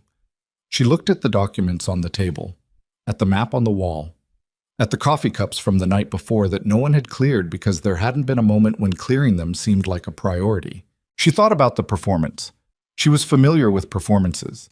She'd been performing management and patience and accommodation for 4 years for an audience of one who'd been scoring her the entire time. When? She said. Tonight, he said. There's a charity preview at the MCA. Several people from the gala will be there. So will Patrick Shea. You want me to walk into a room with Patrick Shea. I want you to walk into a room with Patrick Shea on my arm, looking like a woman who has never once in her life considered cooperating with federal law enforcement and have a conversation about art with people who laughed at you 4 days ago. She was quiet. Naomi. I'm not hesitating, she said. I'm deciding what to wear. The MCA event was everything the gala had been in terms of visible wealth and calculated social performance, and absolutely nothing like it in terms of what Naomi was doing there. She wore a deep green dress, not the black, she was done with the black, and the pearl earrings because she'd decided the pearl earrings belonged to the version of her that didn't apologize, and she walked into the Museum of Contemporary Art beside Lucien Devereaux at 8 p.m., with her shoulders back and her face arranged in the specific expression she'd been practicing in the car. Pleasant, composed, entirely in possession of herself. The room noticed. That was the only word for it. The room noticed in the specific collective way that rooms notice when something has happened that reorganizes the social math. She watched it move through the crowd. The recognition, the recalibration, the rapid exchange of glances between people who had been at the gala and were now looking at her and trying to reconcile the woman they'd watched flee into the rain with the woman currently crossing the marble floor beside one of the most feared men in Chicago, as if she'd been doing it all her life. She smiled at 3 people who hadn't smiled at her on Thursday. She stopped to talk about a Francis Bacon piece with a collector she knew professionally, and the conversation was genuine. She forgot for a moment to perform anything, because the work was interesting and she knew things about it that most people in the room didn't. And she said those things with the authority of someone who'd spent years earning the right to have opinions. And the collector listened. And when she moved on, she could feel the recalibration behind her like a shift in atmospheric pressure. Lucien stayed close, but not crowding. He spoke when spoken to and otherwise let her navigate, which she understood was both tactical and, she was beginning to think, something else. He was watching the room the way he always watched things, with the quality of a man to whom nothing was ambient, everything signal. But when he looked at her, it was different. Less surveillance, more something she didn't have language for yet. She found Patrick Shea near the bar at 9:50. He saw her coming, and his face did several things in quick succession before settling on the warmth he'd deployed at dinner. "Mrs. Devereaux," he said. The name landed differently than she expected. Not wrong, just unfamiliar, like a coat that was slightly heavier than the one she'd been wearing. "Mr. Shea," she said, "I didn't know you were an art enthusiast." "I appreciate beautiful things," he said, which managed to be both a compliment and a statement of territorial claim in the same 4 words. "Then you should look at the Kara Walker piece in the East Gallery," she said. "It's extraordinary, also deeply uncomfortable, which is generally the sign that something is worth looking at." He watched her. "You seem well," he said. Considering what?" The warmth in his face did something technical. "It's been a dramatic few days, from what I understand." "Has it?" She looked around the room with the specific quality of someone who is genuinely curious about their surroundings. "I've barely noticed. We've been so occupied." Shea looked past her to Lucien, who was 20 feet away speaking to a man she didn't recognize, and then back to her. "Grant Holloway," he said, testing. "What about him?" she said. "He's a mutual acquaintance." "Is he?" She smiled. "I wouldn't know. I haven't thought about him since Thursday." She picked up a glass of water from a passing tray. "Was there something specific you wanted to discuss, or were you just checking in?" His eyes had gone a degree cooler. "Just being friendly." "Wonderful," she said. "Then enjoy the Kara Walker. It'll give you something to think about." She walked back to Lucien, and she could feel Shea watching her go, and she kept her shoulders level and her pace unhurried, and she did not look back. When she reached Lucien, she said very quietly, "He's going to call Grant tonight." "I know," Lucien said, "and when Grant tells him I was never going to cooperate, he becomes a liability to them rather than an asset," Lucien said. And then Grant Holloway spends a very uncomfortable few weeks discovering what it costs to be useless to dangerous people." He looked at her. "Are you all right?" The question surprised her. Not its content, she'd been asked if she was all right before, but the specific quality of the asking. No performance of concern, just the question placed where it needed to be. "I'm figuring that out," she said. He nodded, which she was learning to read as his version of saying, "That's enough, that's honest, that's fine."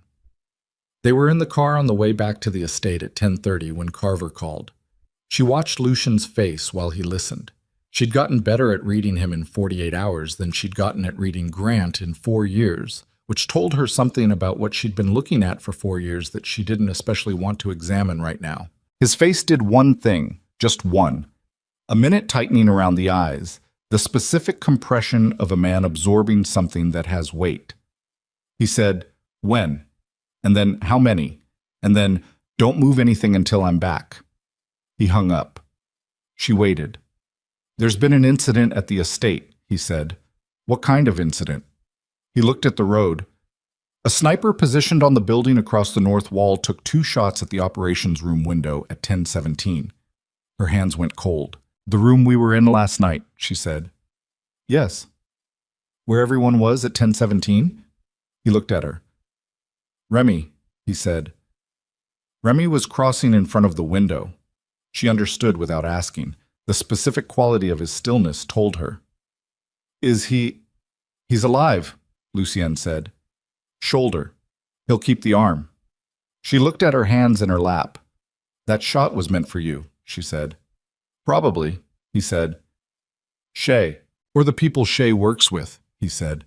The partnership conversation didn't go the way they wanted, and tonight didn't go the way they wanted. His voice was controlled in the specific way that suggested the thing underneath the control was very much the opposite. "Lucien, we're almost there," he said. She looked at the road ahead, at the lights of Lincoln Park resolving through the windshield, at the city she'd lived in for 31 years, which had just revealed another layer of itself that she hadn't previously been invited to see. She thought about the sniper, about a window in a room where she'd drunk coffee and read provenance documents and said, for the first time in a long time, things that were exactly as true as she meant them. She thought about Remy in the garden, standing so still she'd thought he was a statue. She thought about what it meant that someone had decided the most efficient way to resolve a negotiation was to put a bullet through a window. She thought about the woman who had stood on the steps of the Blackstone Grand 4 days ago, certain her life was over. She thought, your life is not over. Your life is something else entirely, and whatever it is, it requires something from you that standing still won't supply. The gates opened as they approached. Inside the estate, controlled chaos had settled into controlled urgency. Security personnel moving with purpose, Carver on the phone in the corridor, Dare's face showing the first visible emotion Naomi had seen from her. Lucien went directly to the operations room. She followed. The window was intact, bulletproof glass, she registered, which meant the sniper had known that and had been making a statement rather than expecting results. A statement. She stopped in the middle of the room. It wasn't meant to kill anyone, she said. Lucien turned. If they wanted you dead, they know enough about this building to know that window won't breach, she said. This was a message. This was them telling you that the conversation isn't over. She looked at the window. They're going to try something else, something that doesn't require a bullet. Lucien looked at her with that expression she was still mapping, the one with the depth she hadn't reached the bottom of yet. They're going to go for me, she said. Not a sniper. Something that looks like leverage. Something that produces the informant they were promised. She met his eyes. They're going to take me. The room was very quiet. Not, Lucien said with a precision that was also a promise, if I take them first. But they were already too late. Because at that moment Carver came through the door with his phone extended, and his face the face of a man delivering the second catastrophic piece of news in 3 hours. And on the screen was a text from a number they didn't recognize. And the text said, she's already ours. Check your East Garden. Naomi looked at Lucien. The East Garden, where she'd watched the security rotation from her window that morning. The East Garden, where there was a door she'd used herself, just this evening, when the car had pulled around. The East Garden, where Remy's replacement had been standing when she'd looked out the window at 2 a.m. and thought about what it meant to finally have somewhere to put everything she was. The East Garden door was open, not forced. Not broken. Open the way a door opens when someone with a key uses it, the hinges clean and silent, the lock undamaged.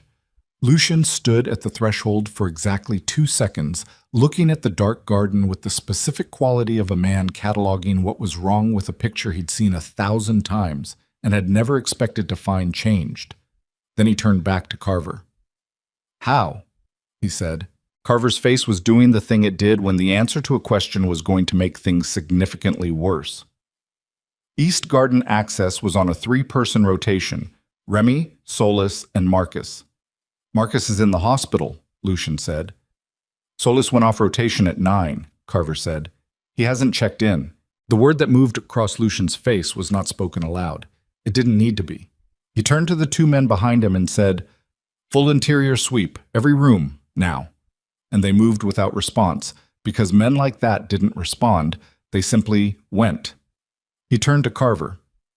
Pull the East Corridor footage from the past 4 hours and find me the 60 seconds that matter. Already running, Carver said. Lucien looked at Naomi. She was standing in the corridor with her back against the wall and her arms crossed, and the specific expression of a woman who is managing the physical symptoms of fear through the application of absolute stillness. He'd seen versions of that expression before, on other people, in other rooms. He had never seen it on someone who was simultaneously thinking through the tactical implications of their own disappearance before it had finished happening. They said she's already ours, he said, but you're here. Yes, she said, which means either the text was misdirection, or they thought I'd be where I was supposed to be, she said. East Garden. The car comes in through the east gate. If I'd gone directly from the car to the door the way I came in this morning, I'd have walked directly into it. She looked at the door. I didn't because you went to the operations room first and I followed you. He was looking at her. They were counting on routine, she said. They were counting on me following routine, he said. No, she said. They were counting on me not knowing to break it. He was quiet for 1 second. Then he said, Carver. Already on it, Carver said, phone at his ear, moving down the corridor. Lucien looked at the East Garden door for another moment. Then he looked back at Naomi and said, You stay in the interior rooms tonight. I'm not arguing about that, she said. Good. He moved. Come with me. She followed him to the operations room, where two men she hadn't seen before were already pulling equipment from a cabinet along the east wall. Comms gear, body armor, items that she cataloged with the peripheral awareness of a woman who had been in this house for 48 hours and had spent most of that time learning to see what was in it. Lucien pulled his jacket off and crossed to the cabinet without looking at her, and she understood, watching him, that she was witnessing the transition between the man who ran a public organization and the man who ran everything underneath it. The shift was not dramatic, it was almost imperceptible, but it was total. "Talk to me about Solis," he said to the room. One of the men at the equipment cabinet, compact, late 30s, dark hair, the kind of face that was professionally unremarkable, said, 8 years, no flags, family in Pilsen, wife and 2 kids, clean financial picture. Clean financial picture you know about, Lucien said. A pause. "We're pulling bank records now," the man said. "What's his relationship with the East team?" "Rotates through, not close with Remy or Marcus." "Who recruited him?" Another pause. Longer. The quality of the silence that follows a question when the answer is going to require someone to say a name. Carver appeared in the doorway. His face told her before he spoke. Solis's original introduction to the organization, Carver said, was through a referral 11 months ago. He looked at Lucien. The referral came through a social contact, a commercial real estate attorney who'd recently begun attending events in your circle. The room went very still. Grant Holloway had been building this for 11 months. He had not only built a relationship with the Irish network, he had built an asset inside the estate. Naomi looked at the floor, looked up. The looking at the floor was a reflex she was actively trying to retire. "He built the inside access before he built the FBI relationship," she said. "Before he built anything," Lucien said. His voice had gone to a register she hadn't heard from him before. Not louder. The opposite of louder. The specific compression of a voice where rage has been forced so far inward it has stopped making noise. "Lucien," she said. He looked at her. "He didn't think I was going to marry you," she said. "He didn't know that was coming. The Solis placement was for something else. General access, general surveillance of your operations, the gala plan, the FBI tip. Those came later when he realized he had a more direct entry point." She thought through it. "I'm not the original play, I'm the upgrade." "Your leverage he found in his own yard," Lucien said. "Yes." "Which means Solis has been reporting for 11 months. Which means they know a great deal about how this house works," she said. The unspoken conclusion arrived in the room at the same moment for everyone in it. The text wasn't misdirection. The text was a declaration of capability. They don't have her yet. But they know exactly how to get her, and they've just demonstrated they have the infrastructure to do it whenever they choose. Lucien turned to the compact man at the cabinet. "Get Torres and have the north car ready in 10 minutes. He looked at Carver. Solis's last known location. "Wicker Park," Carver said. "His car pinged on Damon 40 minutes ago."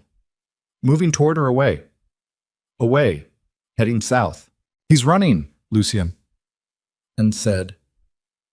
It wasn't surprise. It was the specific, compressed clarity of a man reading a situation through experience, which means he already passed along whatever he needed to pass along, and now he's making himself unavailable for the consequences. "If they have what they need," Carver began. "Then tonight was always the plan," Lucien said.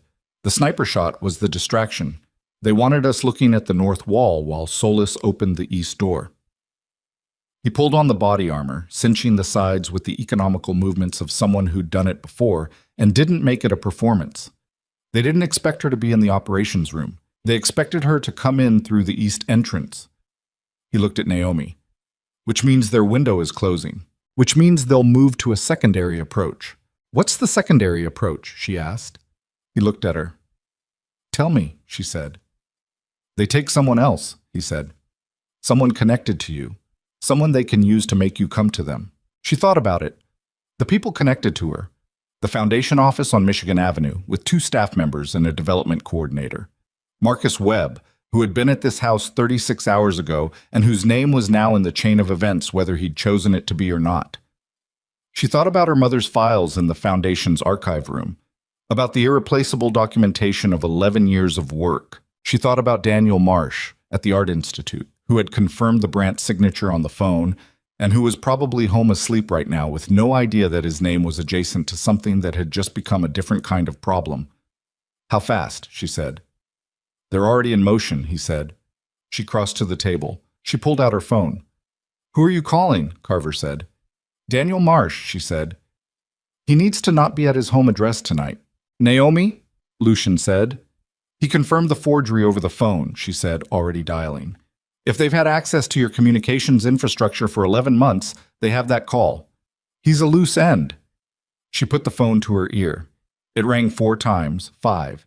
Then Daniel's voice, sleep-roughened and confused, saying hello with the particular fragile bewilderment of someone who has been extracted from a dream. Daniel? She said. I need you to listen to me and not ask questions until I'm done. He listened. She talked for 45 seconds. When she finished, there was a silence, and then Daniel Marsh, who had spent 61 years in the art world and understood on a cellular level that the difference between a genuine work and a forgery was sometimes invisible to the untrained eye and lethal to the trained one, said, I'll go to my daughter's, and hung up. She lowered the phone. Lucien was looking at her. You have 48 hours before Voss knows that call happened, she said. If Solis has been reporting for 11 months, they have communication logs. They may not have processed everything, but they will. I know, he said. Then what are you waiting for? He held her gaze for exactly 1 more second. Then he said, to the room, we move in 5. She reached out and put her hand on his arm. He looked at her hand, then at her face.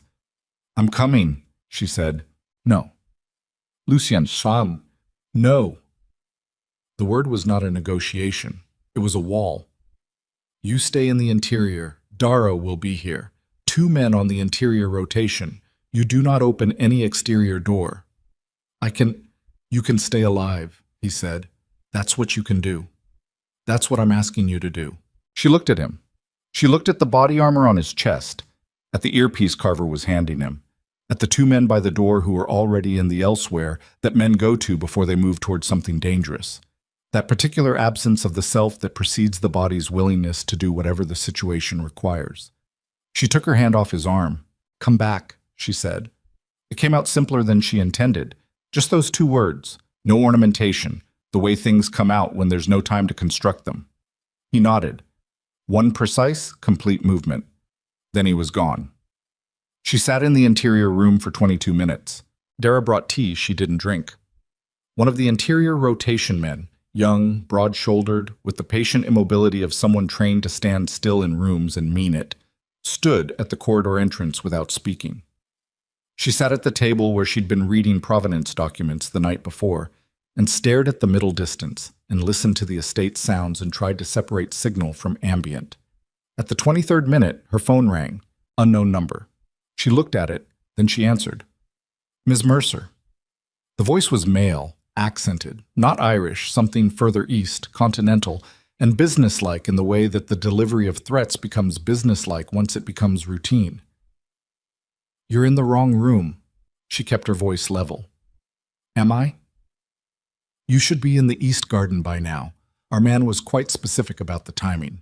Your man is currently somewhere on the south side trying to figure out how far a person can get in 40 minutes, she said. He's not here. A pause. You're more aware than we expected, the voice said. People keep saying that. It's a compliment. It's an observation, she said. What do you want? The same thing we've always wanted, the voice said. Clarity about the Devereaux organization structure, financial infrastructure, and operational network. Nothing you don't already have access to. I've been here for 2 days. You've been here for 2 very productive days, the voice said. We're aware of the Evanston trip, the Voss conversation, the portfolio review. A pause that was timed for effect. We've been inside Mr. Devereaux's communications infrastructure for almost a year. We have a reasonable picture already. We're simply asking you to fill in the remaining— No, she said. Silence.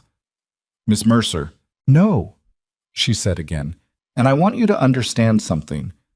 I'm not saying no because I'm afraid of what happens if I say yes.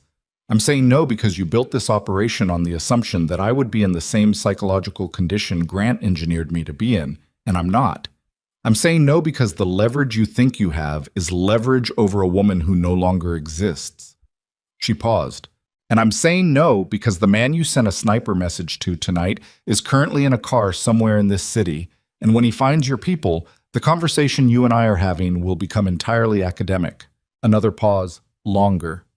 He won't find them in time, the voice said. Why? She said. Because we're not where he's looking, the voice said. We're where you are. The interior room's window. She turned toward it 1/2 second before it happened. Some instinct, some accumulation of the past 72 hours training her nervous system to read spaces differently. And the window held, because it was the same bulletproof glass as the operations room, but the impact was still enough to crack the outer layer in a white starburst pattern, and the interior rotation man was moving before the sound finished happening, and Dara was through the interior door, and Naomi was already on her feet and moving because staying still was no longer something her body was willing to do. She moved toward the corridor. The interior man was beside her, hand on her arm, not roughly, but with the decisive guidance of someone who knows where the safe directions are and which ones aren't. They moved fast through the corridor, through the kitchen, toward the interior stairwell that led to the secure lower level, a space she'd been shown in the first hour of the first morning and had filed away with the specific attention she now understood had been preparation rather than curiosity. Her phone was still in her hand. It was still connected. "You're moving," the voice said. She didn't answer. She took the stairs. The lower level was concrete and fluorescent light, and the particular silence of a room built to be impervious to whatever happened above it. The interior man locked the stairwell door and stood at it, and she sat on the floor, actually sat on the floor because her legs had decided they'd had enough of performing composure, and pressed her back against the wall and breathed. Her phone was dead. The call had dropped on the stairs. She sat in the concrete room and breathed and listened to the sound of her own heart doing something undignified and thought, "You are in a room below a house where people are trying to take you. You are sitting on a floor. You are breathing. All of these things are true, and none of them are the worst thing that has happened to you this week." She almost laughed. She held it in. She thought about Lucien, about the body armor and the earpiece and the 2 words she'd said that had come out simpler than she intended, and that she hadn't had time to be embarrassed about. She thought about what it meant that she wasn't embarrassed about them. She thought about this for approximately 4 minutes, which was how long it took for the stairwell door to be unlocked from the outside. The interior man had his weapon up before the door was fully open. Lucien came through it. He was not unharmed. She registered it immediately. His shirt was torn at the left shoulder where the body armor ended, and there was blood at his temple from something that hadn't been a bullet, but had been close enough. And his hands were not steady in the specific way that hands are not steady after the adrenaline of having used them for something serious has not yet finished metabolizing. He saw her on the floor and something in his face, that controlled, calculated surface that she'd been learning to read in increments, did something she hadn't seen it do before. He crossed the room in 4 steps and crouched in front of her, and he put one hand on her jaw, carefully, in the way you handle something you are suddenly very aware of the value of, and turned her face to the light and looked at her. "You're not hit," he said. It came out rough, rougher than his voice usually was. "I'm not hit," she said. He was looking at her face like he was reading something, like he was confirming something that the past 4 hours had made urgent in a way he hadn't anticipated. "Lucien." She put her hand over his, the one on her jaw. "What happened up there?" He sat back on his heels, took a breath. Shay had 2 men at the east gate and 3 more positioned in the alley on the north side. We found the secondary approach. They weren't going for you directly. They were going for the estate's external server room to access the communications records themselves. "They were done with me as a source," she said. "They were cutting to what they actually needed," he said, which tells me Grant's promise of an informant was never the primary objective. It was the justification they gave him. "The forgery files," she said. "They need to know what you have on Voss." "Because Voss is theirs," he said. She stared at him. The concrete room hummed with its own fluorescent frequency. "The Irish network isn't working with Voss. They're protecting him. Voss has been laundering their capital through the forgery pipeline for 6 years, Lucien said. "The art investment portfolio wasn't a play against my organization. It was a mechanism for their money, and we walked into it because the documentation was built to hold." She thought about this. about the painting in Evanston, about the crack lure pattern in the lower left quadrant that was wrong in a way only someone who'd been looking at wrong things for years would catch. They needed to know what I found, she said, whether the forgery was identifiable.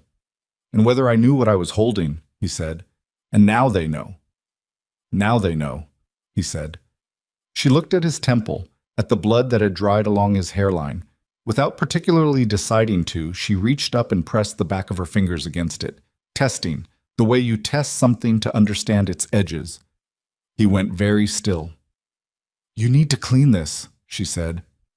I know, but first you need to tell me what happened to Shay's men. He looked at her. Tell me, she said. 2 are with the police, he said. Carver made sure it looked like a break-in that was interrupted by private security. The others withdrew. He paused. Shay himself was not present. He won't be findable tonight, she said. No. But tomorrow he will be, because people like him have public positions they can't evacuate in 12 hours. She lowered her hand. And Grant Holloway, Lucian said, spent this evening at his new apartment in River North, which is being surveilled by 2 of my people who will ensure that whatever calls he makes in the next 12 hours are documented. He paused. He's been trying to reach Shay since 10:30. He knows it went wrong. He knows something went wrong. He doesn't know how much. She was quiet for a moment. The concrete floor was cold through the fabric of the green dress. She thought about the MCA, about Patrick Shay's recalibrating smile, about the Kara Walker piece in the East Gallery that she genuinely wanted to look at and hadn't had time for. She thought about Remy in the hospital. What do we do tomorrow? She said. Lucien looked at her for a long moment, the same look, the one she'd been mapping since the rain, the one with the depth she kept approaching and not quite reaching. Tomorrow, he said, we end it. How? Brooks, he said, we give him everything, not as informants, as the injured party. We hand him Voss, the forgery network, the Irish group's federal relationship, Shay's operation tonight, and Grant Holloway's 11-month asset placement in my staff. He paused. We hand it to him fully documented, and we do it through Marcus Webb in a formal legal context so it is unimpeachable and on record. And Shay will cooperate with the federal investigation, or the federal investigation will become the least of his problems. Lucien said. He knows that. He's known it since tonight went wrong. And Voss will be in federal custody before the end of the week. She looked at him. And Grant, she said. He held her gaze. Grant Holloway recruited a mole who compromised my security infrastructure for 11 months. He filed a fraudulent federal tip to manufacture leverage. He built a coercive operation using your personal vulnerability as its entry point. He paused. What happens to Grant Holloway is a function of what Grant Holloway has made available to be used against him, which is, at this point, considerable. She nodded, slowly. Help me up, she said. He stood and took her hand, and she came off the concrete floor with the particular physical awareness of someone who has been running on adrenaline for several hours and can feel it beginning to metabolize out. She was upright. His hand was around hers. He didn't let go immediately. She looked at their hands. She looked up at his face.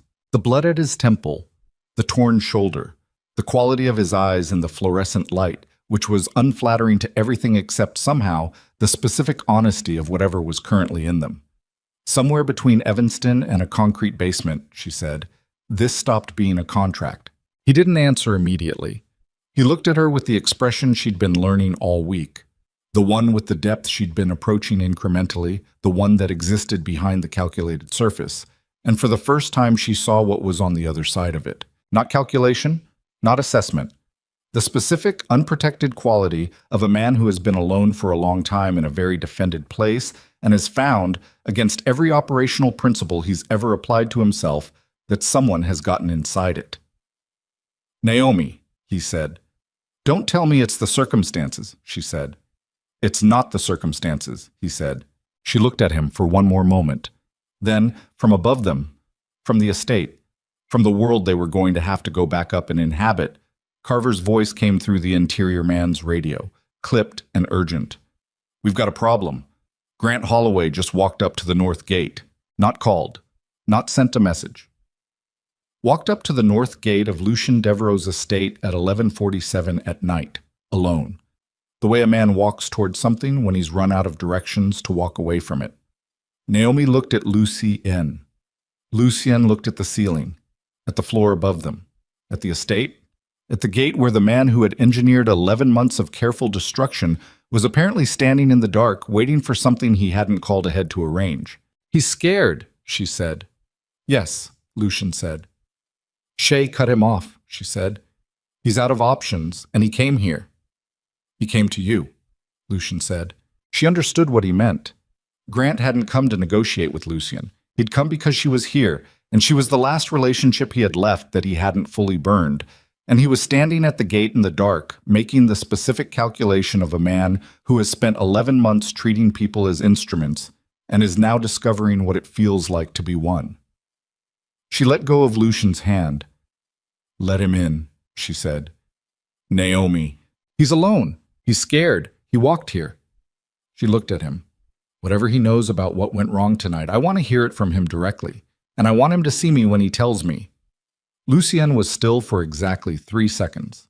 Then he said to the interior man, "Tell Carver to open the gate," and something in his face had gone to the specific quality of controlled anger that she'd seen glimpses of all week, and which now, fully assembled and visible, was a thing of considerable and uncomplicated weight. The gate opened, and Grant Holloway walked in. Grant Holloway looked smaller than she remembered. That was the first thing she noticed when he came through the north gate into the estate's front courtyard, and she understood immediately that it wasn't physical. He was the same height, the same build, still wearing what she recognized as his good coat, the charcoal wool one he'd bought at a place on Oak Street and wore when he wanted to communicate that he took things seriously. What had changed was the way he occupied his own body. 4 days ago, he had stood at a microphone in front of 300 people and delivered calibrated devastation with the confidence of a man who had practiced it. Tonight, he crossed a gravel courtyard in the dark, with his shoulders doing something she'd never seen them do before, which was fold slightly inward, as if the structure that had always held them back and level had been quietly removed. She was standing on the front steps when he saw her. He stopped. They looked at each other across 15 feet of gravel and the accumulated weight of 11 months that she now knew about, and 4 years she'd lived through, and the specific, unresolvable distance between what she'd thought she was to him and what she had actually been. He said her name. "I know," she said. "Come inside." She didn't say it warmly. She didn't say it coldly. She said it the way you say something when you are done with the performance of emotions you don't currently have the patience for, and she held the door and he came up the steps past her and she smelled his cologne. The same one she had given it to him 2 Christmases ago, and felt absolutely nothing except a kind of exhausted clarity. Lucien was in the corridor. Grant saw him and stopped again, and something moved through his face that was the concentrated expression of a man confronting the full geography of the situation he'd built for himself. He looked at Lucien the way you look at a consequence you'd been treating as theoretical until it became architectural. Lucien looked at him the way he looked at most things, without expression, with total attention, with the specific quality of someone who has already decided how this room ends and is simply waiting for the other parties to arrive at the same conclusion. "Sit down, Grant," Naomi said. They went to the front room, not the operations room, not the conference table with its documents and maps and the accumulated evidence of the past 48 hours. A room with chairs and a low table and the kind of lighting that made things visible without making them harsh. She chose this deliberately. She wanted him to be able to see her face. Grant sat. He put his hands on his knees. He looked at her and then at Lucien, who had taken a position near the door, not blocking it, just occupying it, the way a person occupies a space when they want to be clear about its geometry. "Shay cut contact 2 hours ago," Grant said. His voice had the quality of something that had been composed and then partially disassembled. "His people won't answer. I went to the South Side address and it was empty." "I know," Naomi said. "I need to know what happened tonight." "You need to know a lot of things," she said. "So do I. We'll start with mine." He looked at her. 11 months ago," she said. He closed his eyes, opened them. "Naomi, 11 months ago you made first contact with Shay's network," she said. 8 months ago you started with Celeste, which was either a personal decision or a cover story or both. 6 days ago you filed a federal tip designating me as a potential informant. 4 days ago, you ended our engagement in front of 300 people at an event I built, which you had told me was a gift. She let that sit for exactly 1 beat. Walk me through the parts I have wrong. He was quiet for a long moment. The room was very still. The estate's sounds, its security rotation, its climate systems, the distant muted world outside its walls felt very far away. You don't have any of it wrong, he said. She had known this. She had been certain of it for hours. It still landed with a weight that was different from certainty, that was made of something more specific and more personal than the simple confirmation of facts. Why me? She said. Specifically, why did you use me? He looked at his hands. Because you were credible, he said. Because you had access and a clean reputation, and because... He stopped. Say it, she said. Because I thought you'd do it, he said. I thought if I put you in the right emotional condition, isolated, humiliated, with nothing left to protect, you'd cooperate with a federal contact if one approached you. I thought the anger would override everything else. Because you'd watched me not act for 4 years. He was quiet. You thought I was passive, she said.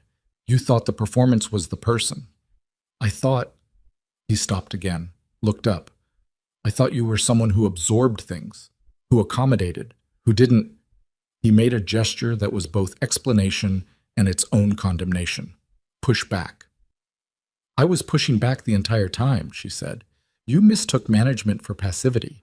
He looked at her with the expression of a man who is being told something he would have needed to understand 4 years ago to be useful, and which has arrived approximately 4 years too late. The Irish network, Lucian said from the door. His voice was even and without heat, which somehow made it more present than if it had been otherwise. You understood what they were when you made contact. Grant looked at him.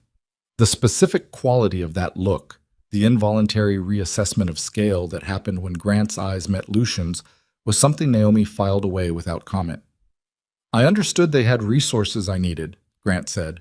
You understood they were a criminal organization with federal infrastructure that could be weaponized against a competitor, Lucian said. You understood that the asset you were offering them, Naomi's access and credibility, was something they valued more than anything you could have offered them independently. And you understood that once you made the offer, your value to them was entirely contingent on delivering it. Grant said nothing. Which means, Lucian continued, that when tonight failed, when the surveillance produced nothing, when the estate approach produced nothing, when Naomi declined to cooperate, you became a liability, not an asset, a man who made a promise to dangerous people and didn't keep it. The silence in the room had a different quality now. Grant's hands on his knees were not steady. That's why you're here, Naomi said. Not accusing, simply naming it, the way you name the actual shape of something once the describing around it is finished. You need us to fix it. He looked at her. You need me, she said. Specifically. You need me to... what? Vouch for you? Tell them the operation isn't dead? Give them something that makes you useful again? I need this to stop, he said. I made a calculation that was wrong, and I need it to stop before... Before what? Lucian said. Grant was quiet. Before what, Grant? Naomi said. Before they decide I'm not worth the exposure, he said. It came out stripped of everything. No construction, no calibration, just the sentence underneath all the sentences, the one he'd been managing toward since he'd walked up to the north gate in the dark. He was afraid. Genuinely, physically afraid, in the specific way that men who have spent their lives being confident about their own positioning become afraid when the positioning fails them all at once. She looked at him for a long moment. She thought about 4 years. She thought about the hand at the small of her back, the scotch in the kitchen, the spreadsheet she'd made for the gala venue with its careful columns. She thought about the bathroom floor and the pearls her mother left her, and the rain. She thought about everything he had built her into without her knowledge and everything she had become without his. She did not feel sorry for him. She also did not feel the satisfaction she might have expected. What she felt was something closer to the specific, flat tiredness of someone who has been carrying a weight they didn't know was there and has finally set it down and discovered that the absence of it is just absence. Not lightness, not relief, just the neutral fact of a thing no longer present. Here's what's going to happen, she said. He looked at her. Tomorrow morning, Marcus Webb is going to file a formal legal disclosure with the FBI's Chicago field office. The disclosure will include documentation of Shay's network, the Voss forgery operation, the compromised federal relationship inside the Irish group, and the specifics of your 11-month asset placement inside this organization. She paused. It will also include the tip you filed 6 days ago and the full context of how it was generated, which means the federal investigation currently designated against me will be redirected toward its actual subject. Man sich. Grant was very still. You have two options, she said. You can cooperate with that disclosure, provide whatever corroborating information you have about Shay's network and the federal contact, and accept whatever agreement Marcus can negotiate for your cooperation. Or you can walk out of here tonight and be in the position you're currently in, which is a man who made promises to people who are deciding right now whether he's worth the exposure. She let him sit with that. Option 1, he said. His voice was very quiet. I assumed, she said. She stood. He stood. And then he did something she hadn't expected, which was look at her. Not with calculation, not with the specific focused attention he gave to things he was assessing for value, but with the unguarded, undirected quality of a man seeing something he'd had and treated as instrumental and was only now, in the stripped-down aftermath of his own wreckage, capable of perceiving accurately. I'm sorry, he said. She looked at him. The apology was real. She could tell because it didn't ask for anything. It had none of the architecture of apologies that are actually requests, no upward inflection, no pause that waited for her to fill it, no eye contact that was searching for absolution. It was just the sentence, placed in the room, not expecting anything back. I know, she said. She walked to the door. At the threshold, she stopped. The Mercer Foundation Gala raised $430,000, she said, without turning. Before you ended the evening early, I'd like that number to be $500,000 before the end of the fiscal year. She paused. You still have contacts in the donor community. I suggest you use them. She didn't wait for his response. She went into the corridor and kept walking. Lucian found her in the garden 20 minutes later. Not the east garden, the south-facing one, the one with the stone bench along the back wall, and the mature oaks that were just beginning to show the tentative green of early spring, the kind of color that arrives in Chicago in April, like an argument, conditional, provisional, making no promises. She was sitting on the bench with her heels off and her feet on the cold stone and the green dress pooled around her and the pearl earrings still in, because she hadn't taken them off in 4 days and had stopped noticing them in the way you stop noticing things that have become part of the structure of who you are in a given period. Lucien sat beside her. He'd changed his shirt. The blood at his temple had been cleaned.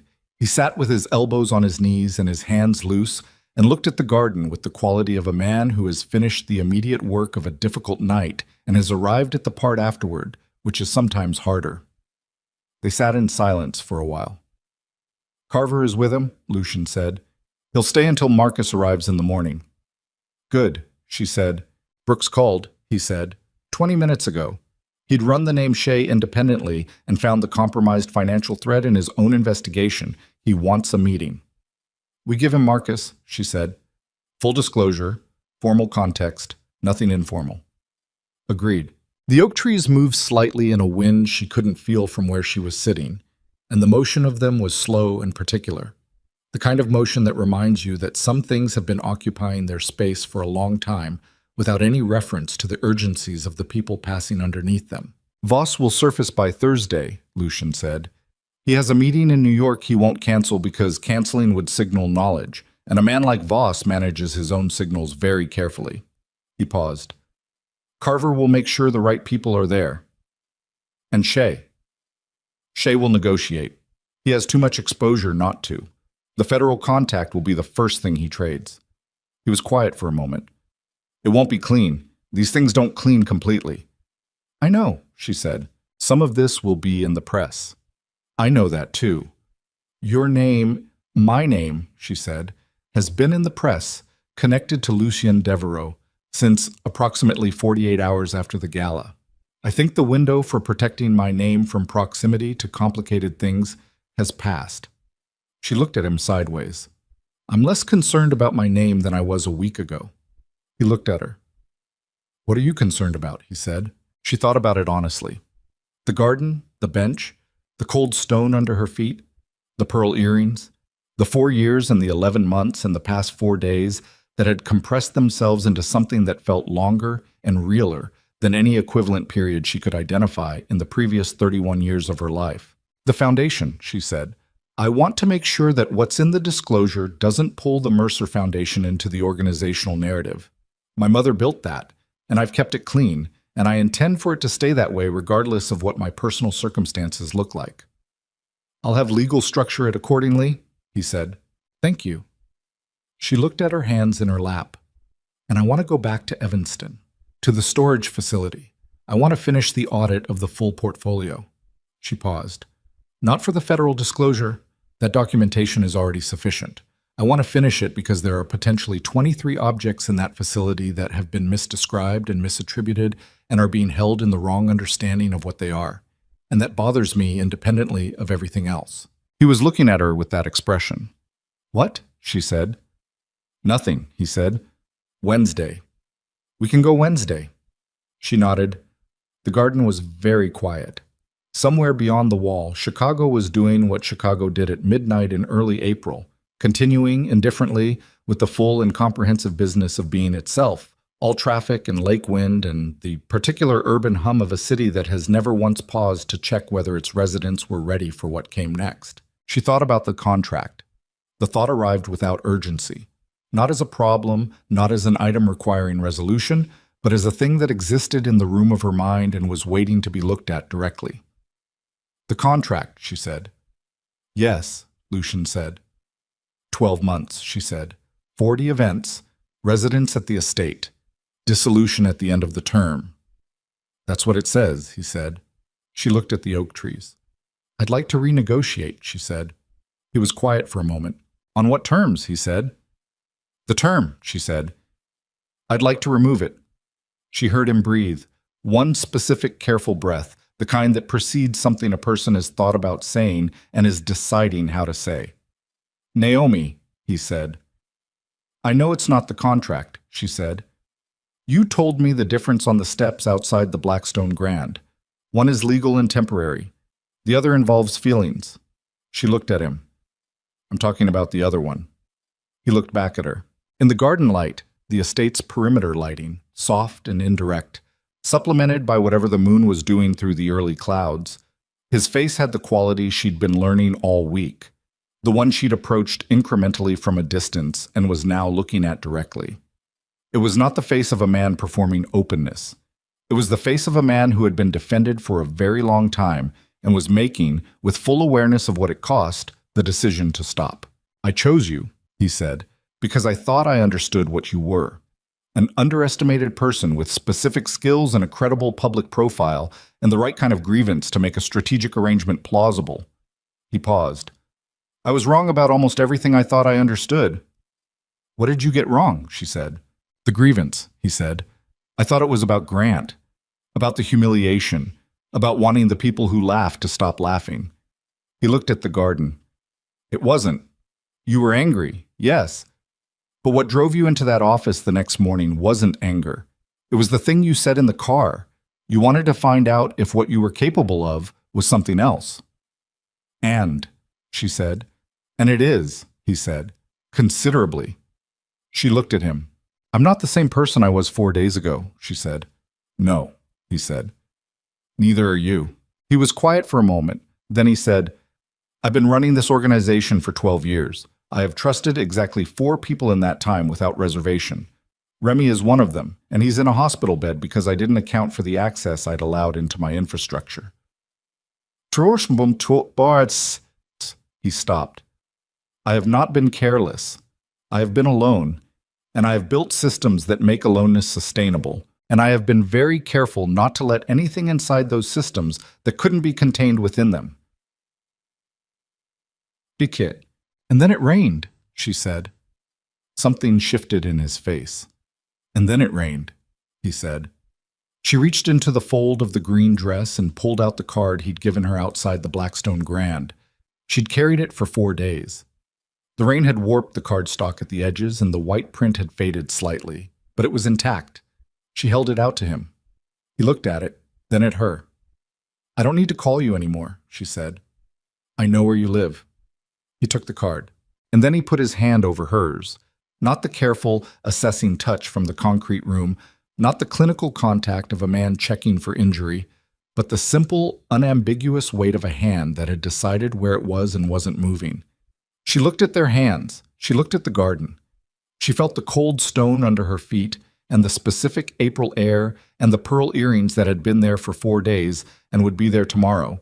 And she thought, this is what it feels like when something is real. Not the performed version, the one underneath. She didn't move her hand. The days that followed were not simple.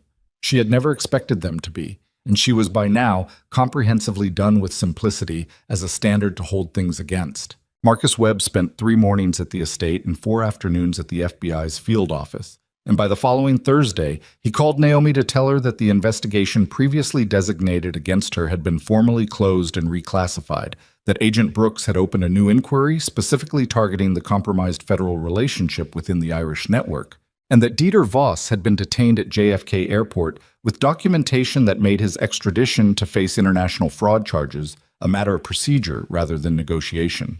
Patrick Shea retained counsel on a Wednesday and began cooperative discussions with the federal investigators on a Friday, which was faster than Lucian had predicted and which Naomi attributed to the specific velocity of a man who understands that what he has to trade depreciates rapidly with time. Grant Holloway's cooperation was formally documented, his name attached to a federal witness agreement that Marcus negotiated with the quiet thoroughness that 30 years of practice produces, and which resulted in an outcome that was neither the destruction Naomi might once have wished for him, nor the clean escape he might have wished for himself, but something in between that was proportionate to what he'd done in the way that justice is sometimes actually proportionate. Not satisfying, not dramatic, just accurate. He sent a check to the Mercer Foundation in the 3rd week of April.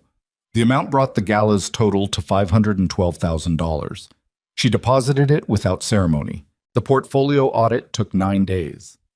She and Lucien drove to Evanston on a Wednesday morning as he'd promised, and she worked through the 23 pieces with the same methodical attention she'd brought to the first one. And at the end of it, they had a clear picture.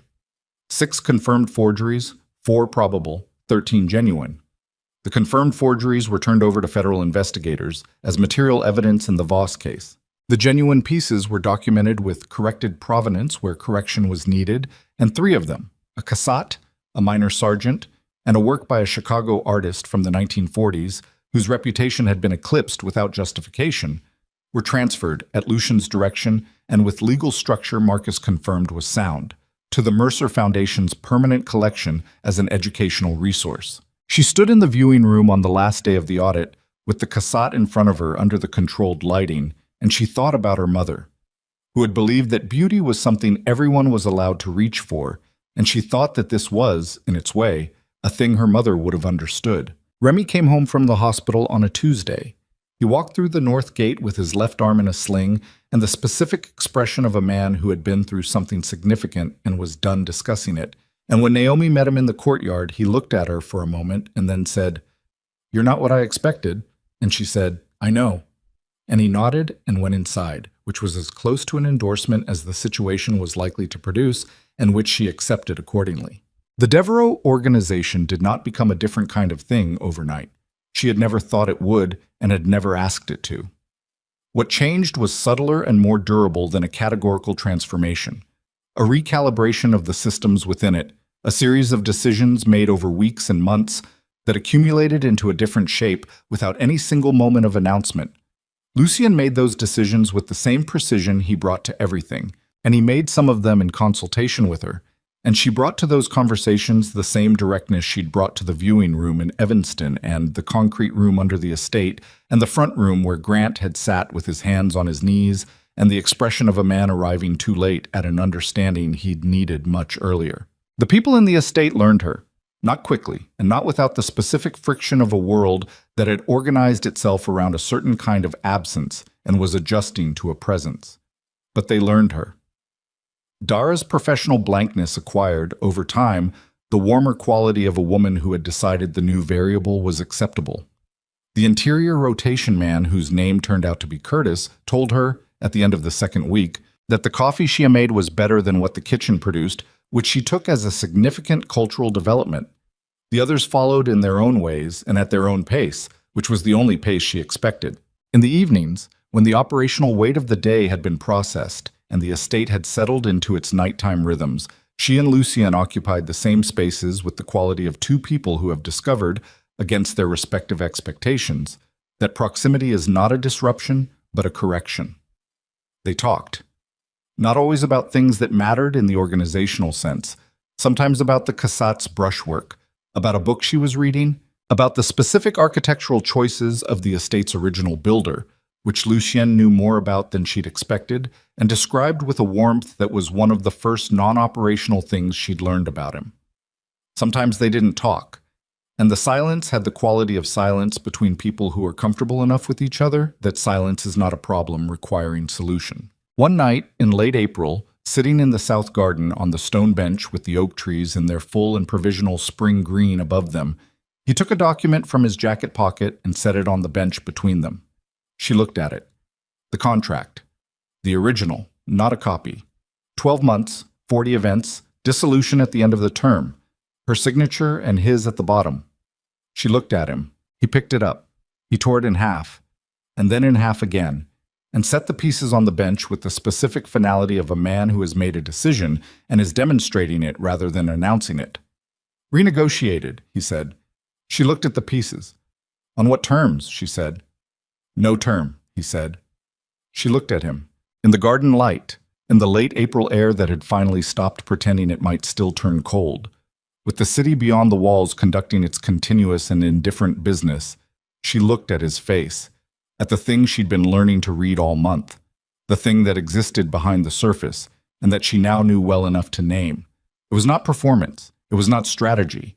It was the specific, undefended quality of a man who had spent 12 years inside systems of his own construction and had found, in the compressed and improbable span of 4 days and the weeks that followed, that the most significant thing to happen inside those systems had not been planned for. She reached over and picked up the torn pieces of the contract.